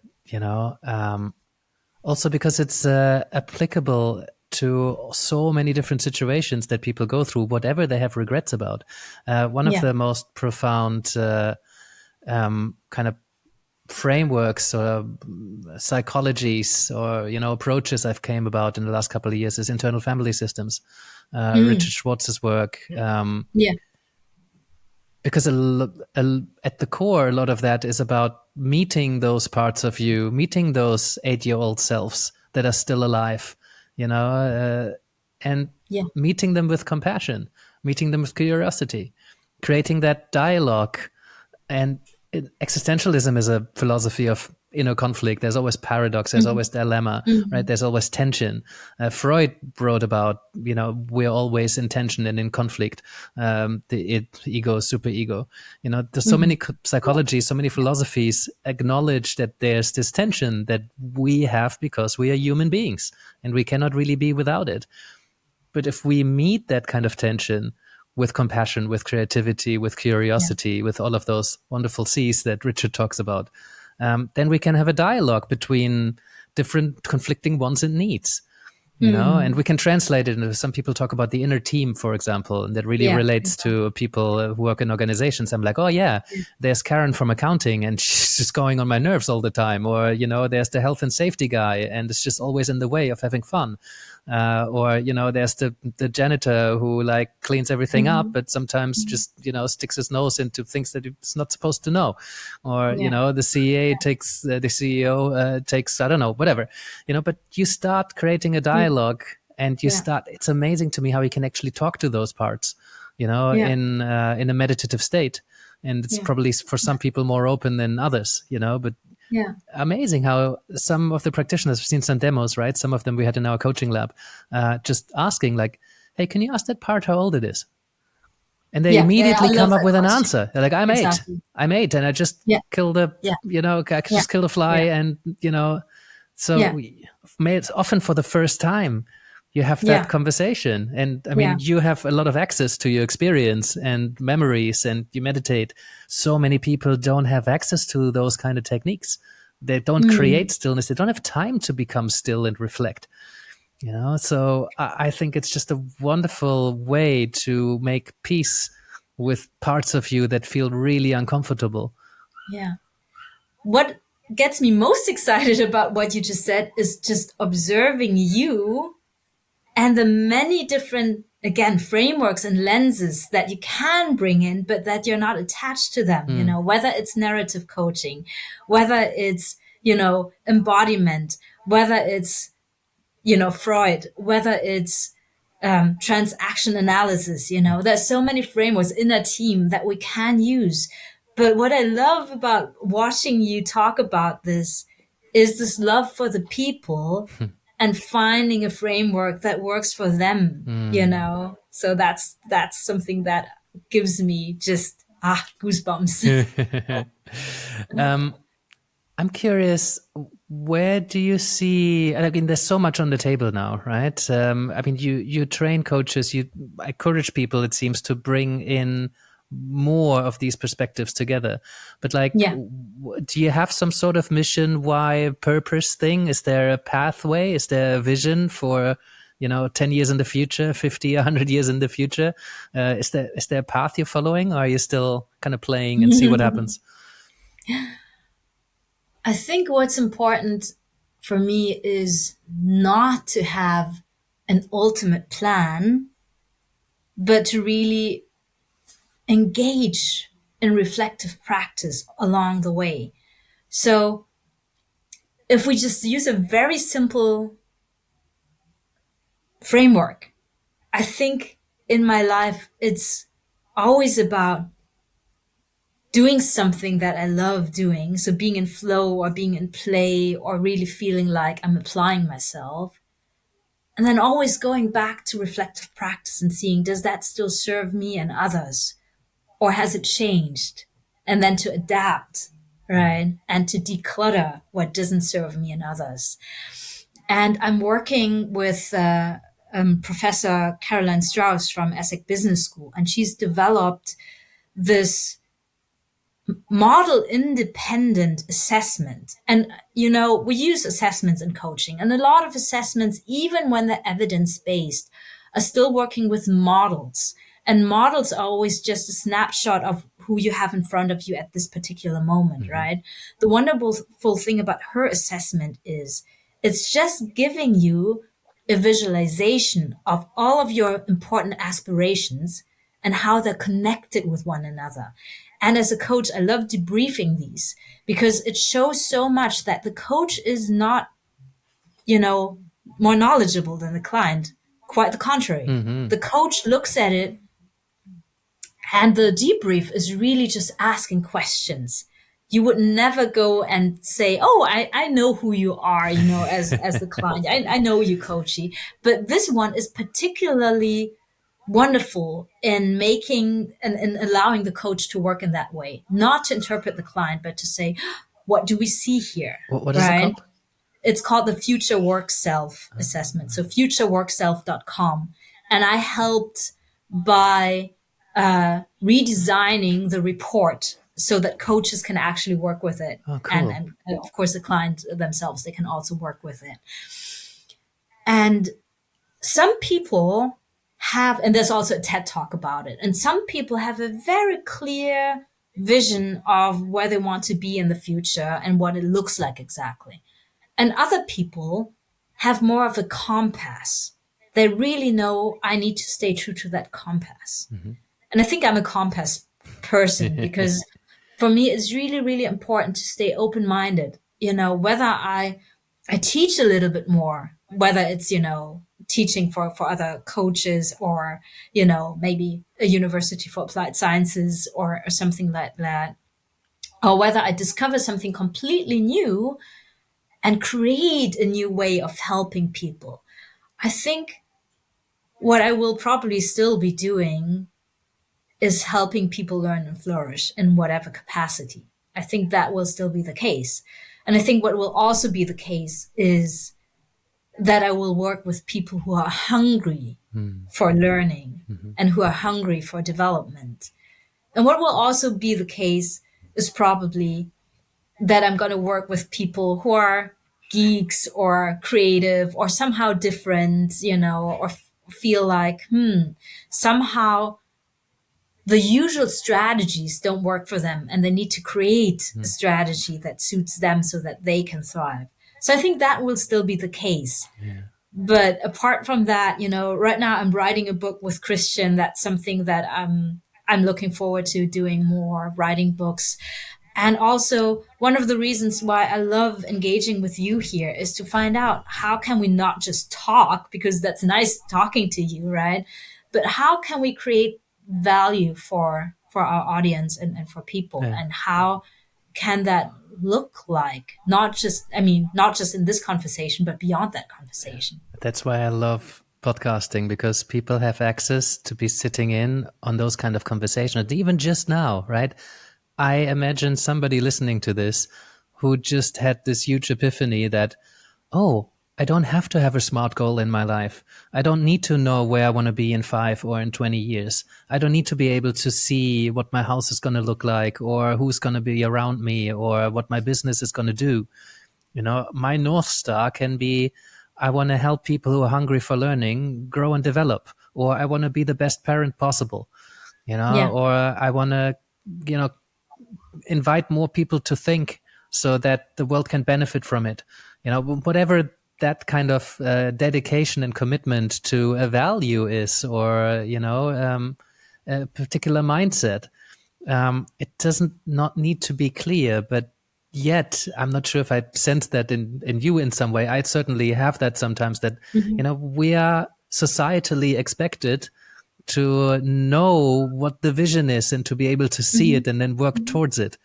And most Mm-hmm. of my life, I've just kind of been going with the flow and said yes to opportunities. And then at some point, I started creating opportunities. Yeah. And now, you know, when you think about scaling a business, which is really the Yeah. process I'm in at the moment, Yeah. Same once you here. work with a team, you kind of need to have that perspective also, because Mm-hmm. I might be okay with just kind of going with it, Yeah. but Yeah. like I work with 4 people in the team, Yeah. and Yeah. they're not full time, but they need to kind of know where we're going. They need to kind of know what we're doing this month, you know, and it's difficult for people unless they're just completely aligned with that. But Yeah. at an Yeah. execution level, you know, it's like they need to know what their task is going to be. Yeah. And for Yeah. that, you do need to set some goals, and that doesn't come naturally to me. Hmm. Oh. Well, you could have a coaching conversation around that I'm sure I'm probably with triggering the a coaching clear hat in you on coach. all sorts of No, no, no, levels. no, no, no, no. I'm not going to go there. That's fine. Thank you. I think there's a way to combine both, because if you do say, hey, no, you know, if you do have to create a vision, I still have that vision that I have from that one peer coaching conversation that was pivotal, that changed my life, right? Mm-hmm. And that vision is still true. I want to live somewhere close to the ocean in a capacity where I can invite people to take part in my life by cooking for them, by being there. I want to be able to create and write books. I want to be able to research and apply and talk to people about that. I want to coach, and I want to somehow change paradigms in our world so that we can work towards collective flourishing.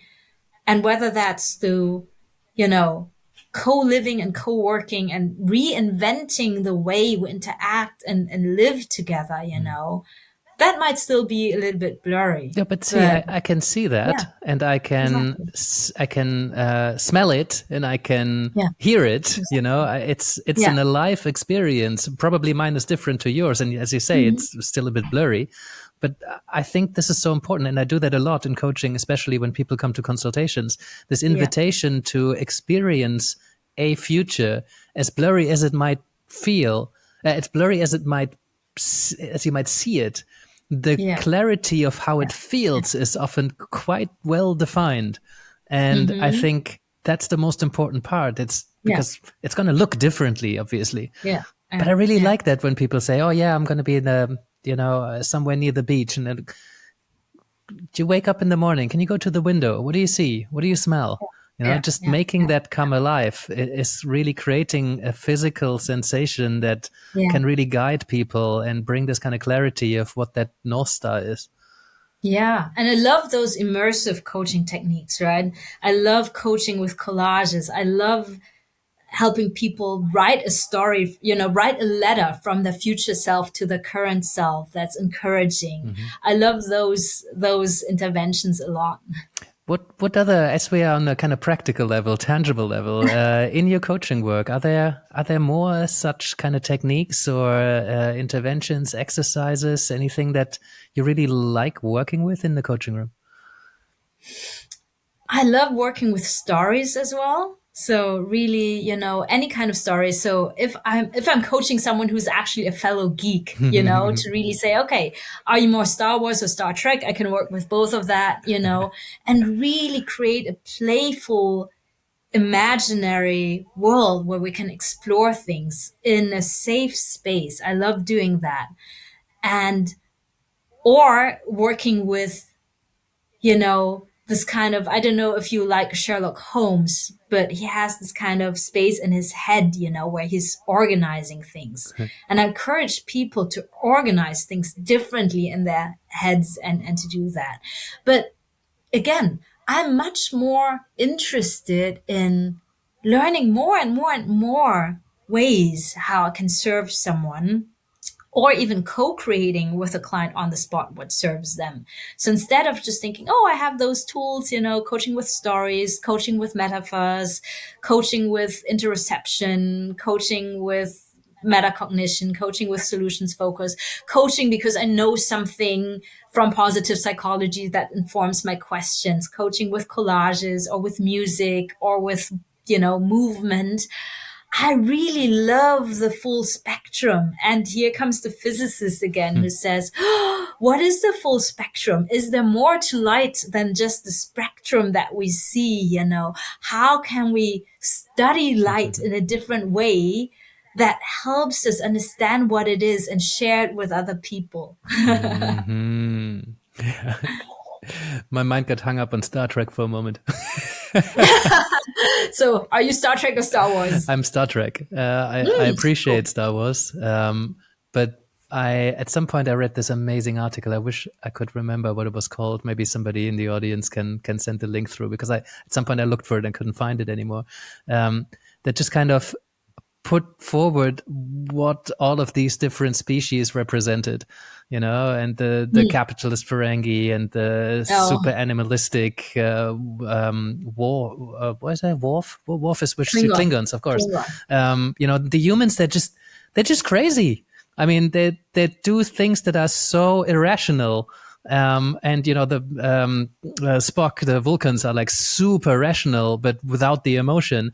And it's just kind of separating out these different elements that make us human, that in humans kind of come together. But then they're like, oh yeah, well, I remember this part where it was like, then the Vulcans give the humans like a double warp core or something. They give them a second warp core so they have a backup, and the humans just kind of combine the two and blast themselves into a completely different dimension without thinking about any of the consequences. But the Vulcans are able to learn from that stupidity, and so there's so much interesting philosophy in that I felt in.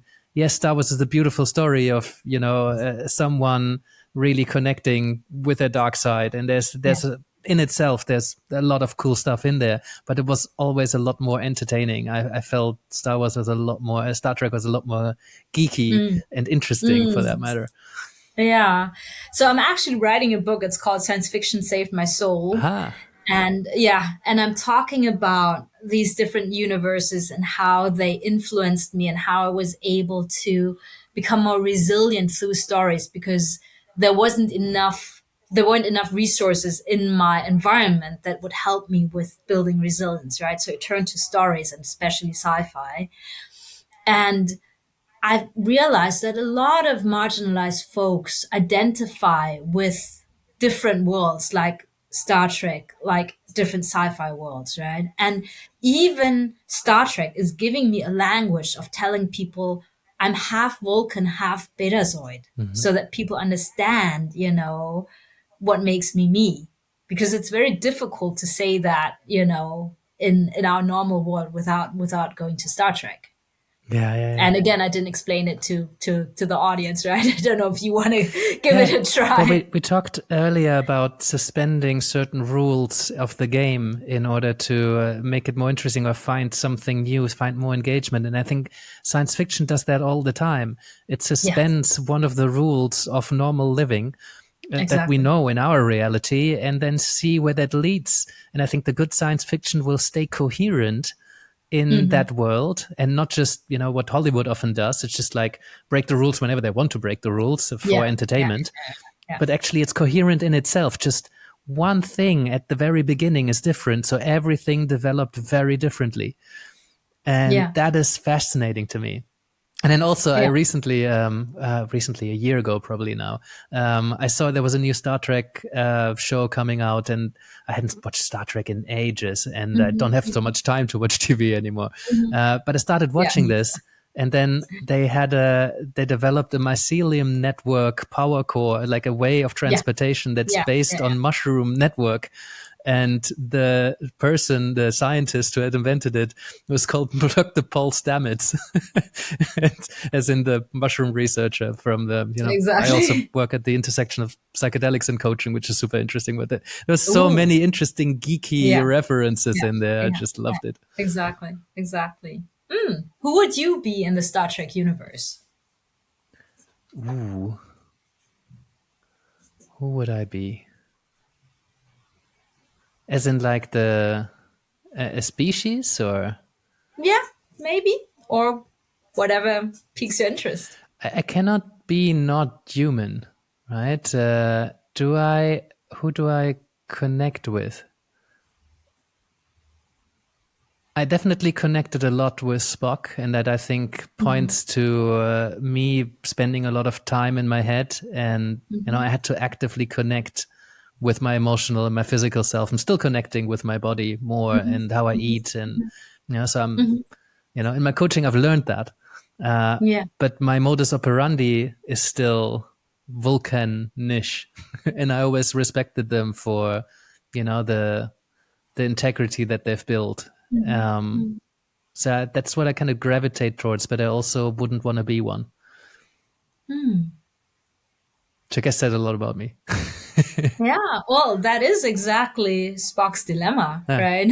So it's really interesting. So yeah, half Vulcan, half human. Yeah, and I caught this. I like sampling. I spent a lot of time producing music when I was younger, and I always loved taking little samples and putting them together. And it started with like soul, funk, jazz samples to make music, but then when I started scratching, there was a lot of taking little pieces, little sound bites, and piecing them together in some creative way to tell a story. And I captured this for ages. I still collect samples. I don't really use them anymore, but I caught this amazing piece where I don't even know where it was from. I think in a Picard show, when Data is the AI robot in Star Trek, and robots don't die. And he sits in this, digital world. He still can be visited, and he's still Data. And the only wish he has is to die. And there's this beautiful interchange between Captain Jean-Luc Picard and Data, who are very good friends, where he asks to die, as I don't know, I think he did them some favor or something. It's like, it just really illustrated so beautifully how meaningful death is. And it's one of those things that we cannot imagine being without. And yet we try in science fiction, right? Whether that's the Lord of the Rings elves or vampires who can't die, Interview with a Vampire, for example. Yeah. And they can still die, but they cannot die naturally. Yeah. So I always loved that, because endings are so important. And I think a lot of people don't really appreciate how much they would suffer if endings weren't a thing or death wasn't a thing. That's why I really appreciate pulp fiction, science fiction, because if it's good science fiction, it really plays with those ideas, and it has a lot of freedom to do that. Yeah. And again, just observing you answer this question gives me so many, insights into who you are and what's important to you. And I think that's so beautiful, and I'm just looking at you here or listening to it and just admiring the beauty that individuals bring into conversations. And I notice not just your love for existential questions and the courage with which you look at them, even with this urge to look at them, right? But I also notice this recurring pattern of understanding the rules of a game and changing it in a way that creates more beauty, not in a way that is chaotic, but in a way that creates more opportunities for other people to interact with you. When you were talking about music, like jazz, right? Jazz is bending the rules, but in a way that creates more beauty. I'm totally Baroque, so I like having a solid framework and to see, how can I hack this framework in a way that creates more beauty within it that other people didn't see, right? But you with the jazz, with the experimentation in music, it shows again how you love creating rules and changing rules that allow people to come in and connect. Yeah, and to bring it back to coaching, you didn't have to do much digging here because I'm already going, right? You just need to ask, hey, Star Trek or Star Wars? Or, which one would you be? Which one's your favorite? Why? Which one's your favorite fill in the blank? Why? Exactly. I mean, with somebody who's naturally reflective, that's all you need to ask. And then they just go. And then they present themselves as they are, right? We just need to listen to it and maybe reflect some of it back. Sometimes as coaches, we really need to do some digging because I could have said, Star Trek. Oh, and why? Oh, I really like it.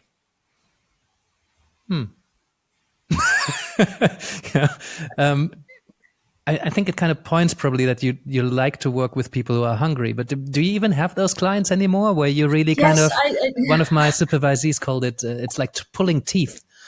Yeah, exactly. Pulling teeth, right? I do sometimes, and I really struggle with that. And I brought that to my peer supervision group. So I have a peer supervision group that meets every Thursday of the month at 6 p.m. Central European time. So you're invited to come very whenever. Specific. Oh, it's an open drop-in now. Yeah. It's for anyone who's finished their formal coaching education or adjacent profession. And I brought that to my peer supervision group once. And I was really beating myself up because I was like, I have this one client and everything is like pulling teeth. And I feel like I'm not able to meet them where they're at. And I feel like I'm not doing a good job. And they keep coming back to me saying they want more because they obviously like coaching with me. Is it ethical for me to continue with them?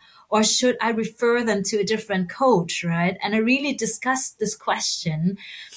And for me, it's a learning opportunity because I want to be non-judgmental. I want to meet people and learn from them and see what that says about me, right? And then we could ask the whole ethical question. But is that ethical, Nell, that you just stay in a coaching relationship because you find that you can learn something about yourself, right? And of course, I'm trying to help the client. So in the end, I did find a way to bring in frameworks that client liked to work with.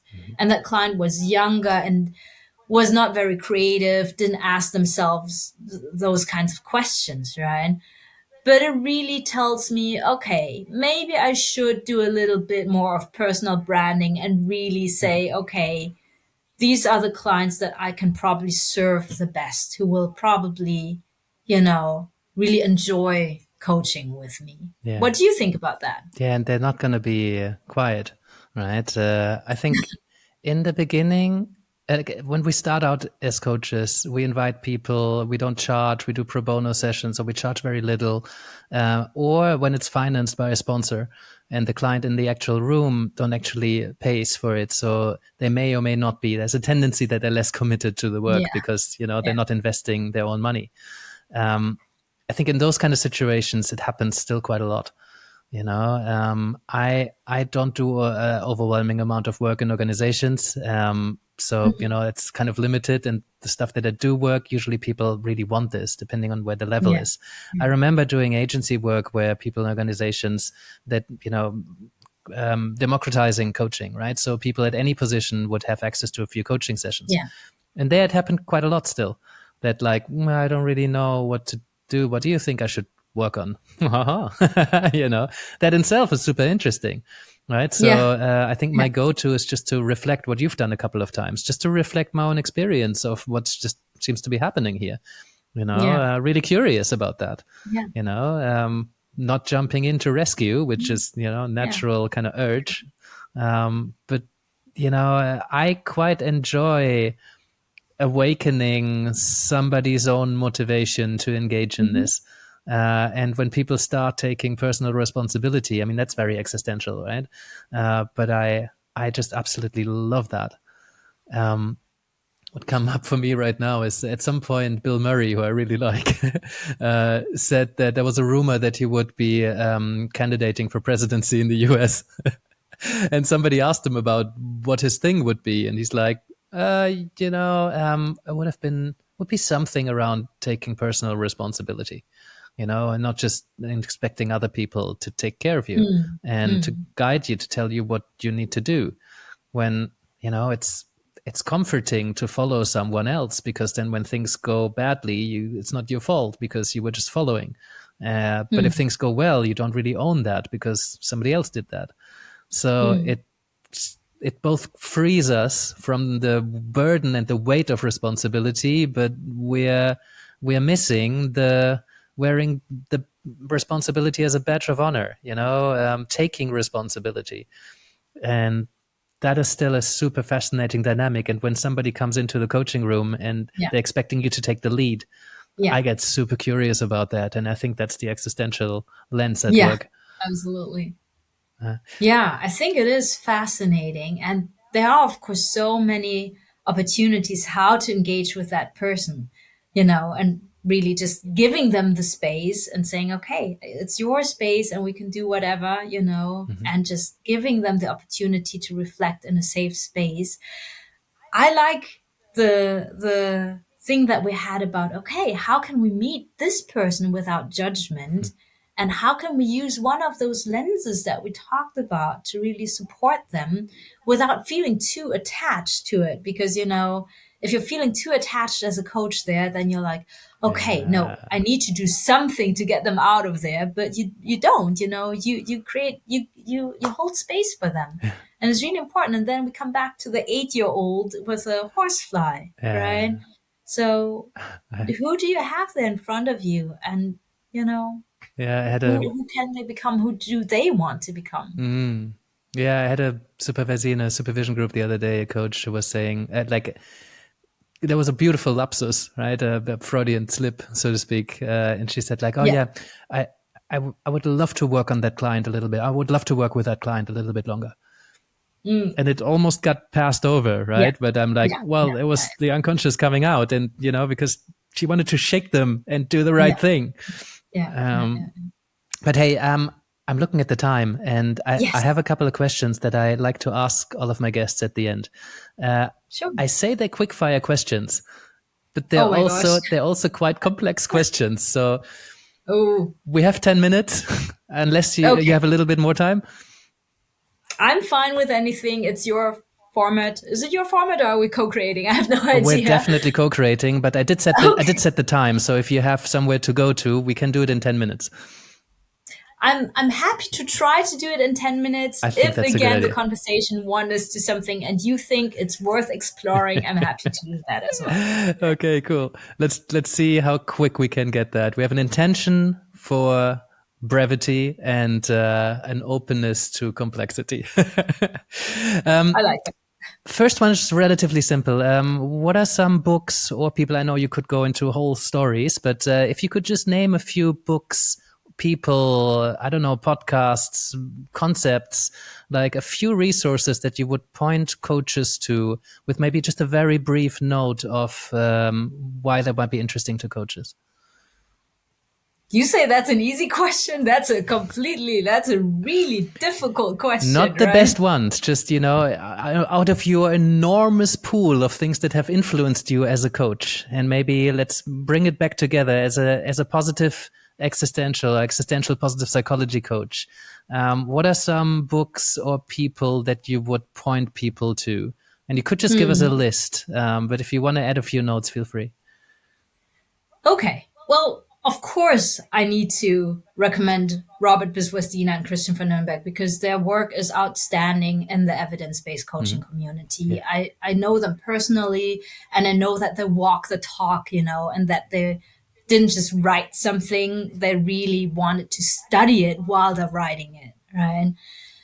I really like the Human Improvement Project that brought out an app, and it's called In Love While Parenting, or The Happy Child.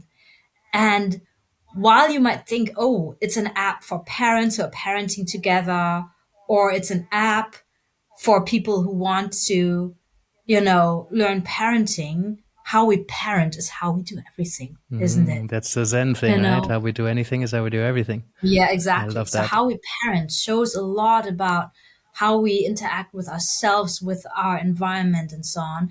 And it's really based in research on, okay, how can we actually show up for someone when they're feeling difficult emotions? So that's something that's been really interesting. Then the whole thing about embodiment, and you saying you're very much in your head and not so much in your body. And now I'm really talking about different resources, not just ones where we know, okay, this is for coaches, right? I love to look a little bit left and right to see what's there. There's this book that someone recommended to me by Emily and Amelia Nagoski. It's called Burnout. And again, a misleading title. You're thinking, oh, is this just about burnout, and resilience? But it's much more than that. It's about understanding how to separate the stress and the stressor. And most people think, okay, I can cognitively solve that problem. I shouldn't be feeling bad anymore. And not realizing that the body is still in this loop of stress and how to actually address the stress in the body. So that was something that I found really interesting. For other coaches, I would actually say read fiction, right? Read fiction and analyze how people interact and why they interact the way that they do.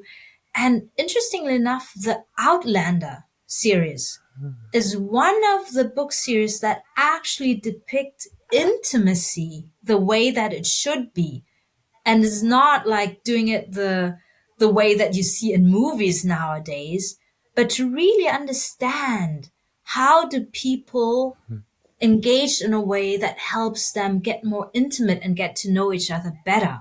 That's something. And well, I really love Charles Dickens. So I read a lot of Charles Dickens, and even just look outside of your normal field, because if you keep reading the same kind of books, you stay with the same kind of lenses. But to read something that helps you change your lens, that's something that I would recommend. Yeah. Ah, beautiful. I think we could go on for ages. Let's stop here. What do you think about regulation in the coaching profession? Do we need more of it to keep clients safe? Does it keep good people out of the profession? Is it even realistic? I mean, there's professional bodies doing good work, trying to kind of bring coaching under an umbrella where you can point to Yeah. it and say that's it, or is that taking the beautiful spectrum away from coaching? What do you think? Yeah, it's a difficult one, and I'm not going to give a definite answer. Definitely not. So, what I'm going to say is that that it is, of course, difficult to choose a coach if you're new to coaching, and to make sure that you have someone who's ethical and who's professional and who's good. And I don't want to get into this debate of the liberty of choosing and the liberty of regulating, because that's a whole political discussion, not just on coaching, but on like life in general. Are you being liberal, or are you, do you think you need to regulate? What I'm going to say is that I think it's really, really important for us as coaches to model ethical behavior, to model good standards in coaching, to model continuous education, and to support each other. If you see another coach who's doing their best to really, to really be a good coach, to study their resources well, to practice, to engage in peer coaching, to engage in supervision and so on. Let's really celebrate those people, and let's encourage them. Let's create a community where we support them. I refer to other coaches who I know are doing excellent work if I feel like I don't have any capacity to take on a client, or if it's a client that doesn't really match my niche or something, and I think that's what we can do. And also to just highlight, to people what we think the profession should look like. Yeah, great. If somebody asks you what the difference between coaching and therapy is, what do you say? Again, a difficult one, and again, pointing to Robert Biswas-Diener's positive provocation here. There's no simple answer. And most people say, "Oh well, we have a sports analogy. If someone comes to you with a broken leg, surely they need a doctor. If they want to, up the performance, then you can go to the gym with them and be a coach." I think it's not as simple as that, because in coaching we have moments where we're talking about healing and not just growing. If it were easy, we could say, okay, therapy is about healing, coaching is about learning. And nothing is that black and white. So for me, it's really about, is the client able to stay present with me in the moment? And if we take that example of that 8-year-old self of me, would they be able to do something like that with me and be able to go there, and even when it's painful, look at it from the perspective as who they are right now?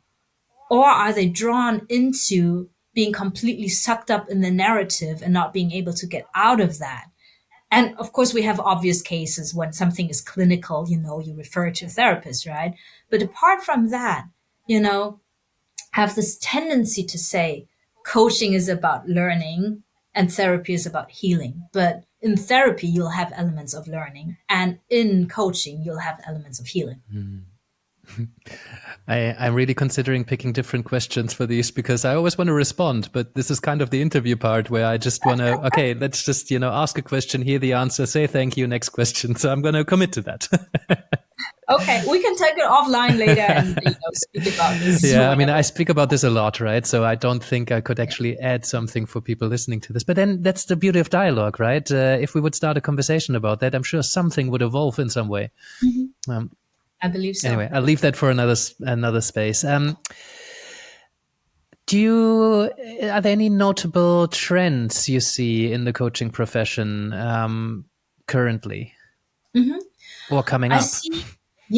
I see coaching from moving from a specific cultural context where it came to popularity, which is more in the Western hemisphere and Western kind of thinking and so on, to becoming more and more inclusive interculturally and with different influences. And that's something that I think shows that we're democratizing coaching, or that coaching becomes popular not just in people who can afford it and where it originated, but that coaching is becoming more helpful and hopefully more available to other people as well. And that's where we need to modify coaching. That's why we have all these different questions of, do we need to set goals? How do we bring existential questions into coaching?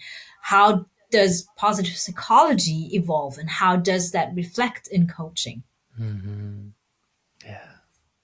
Great. Thank you. When's the last time you had to stop working with a client? And I wonder what was happening there.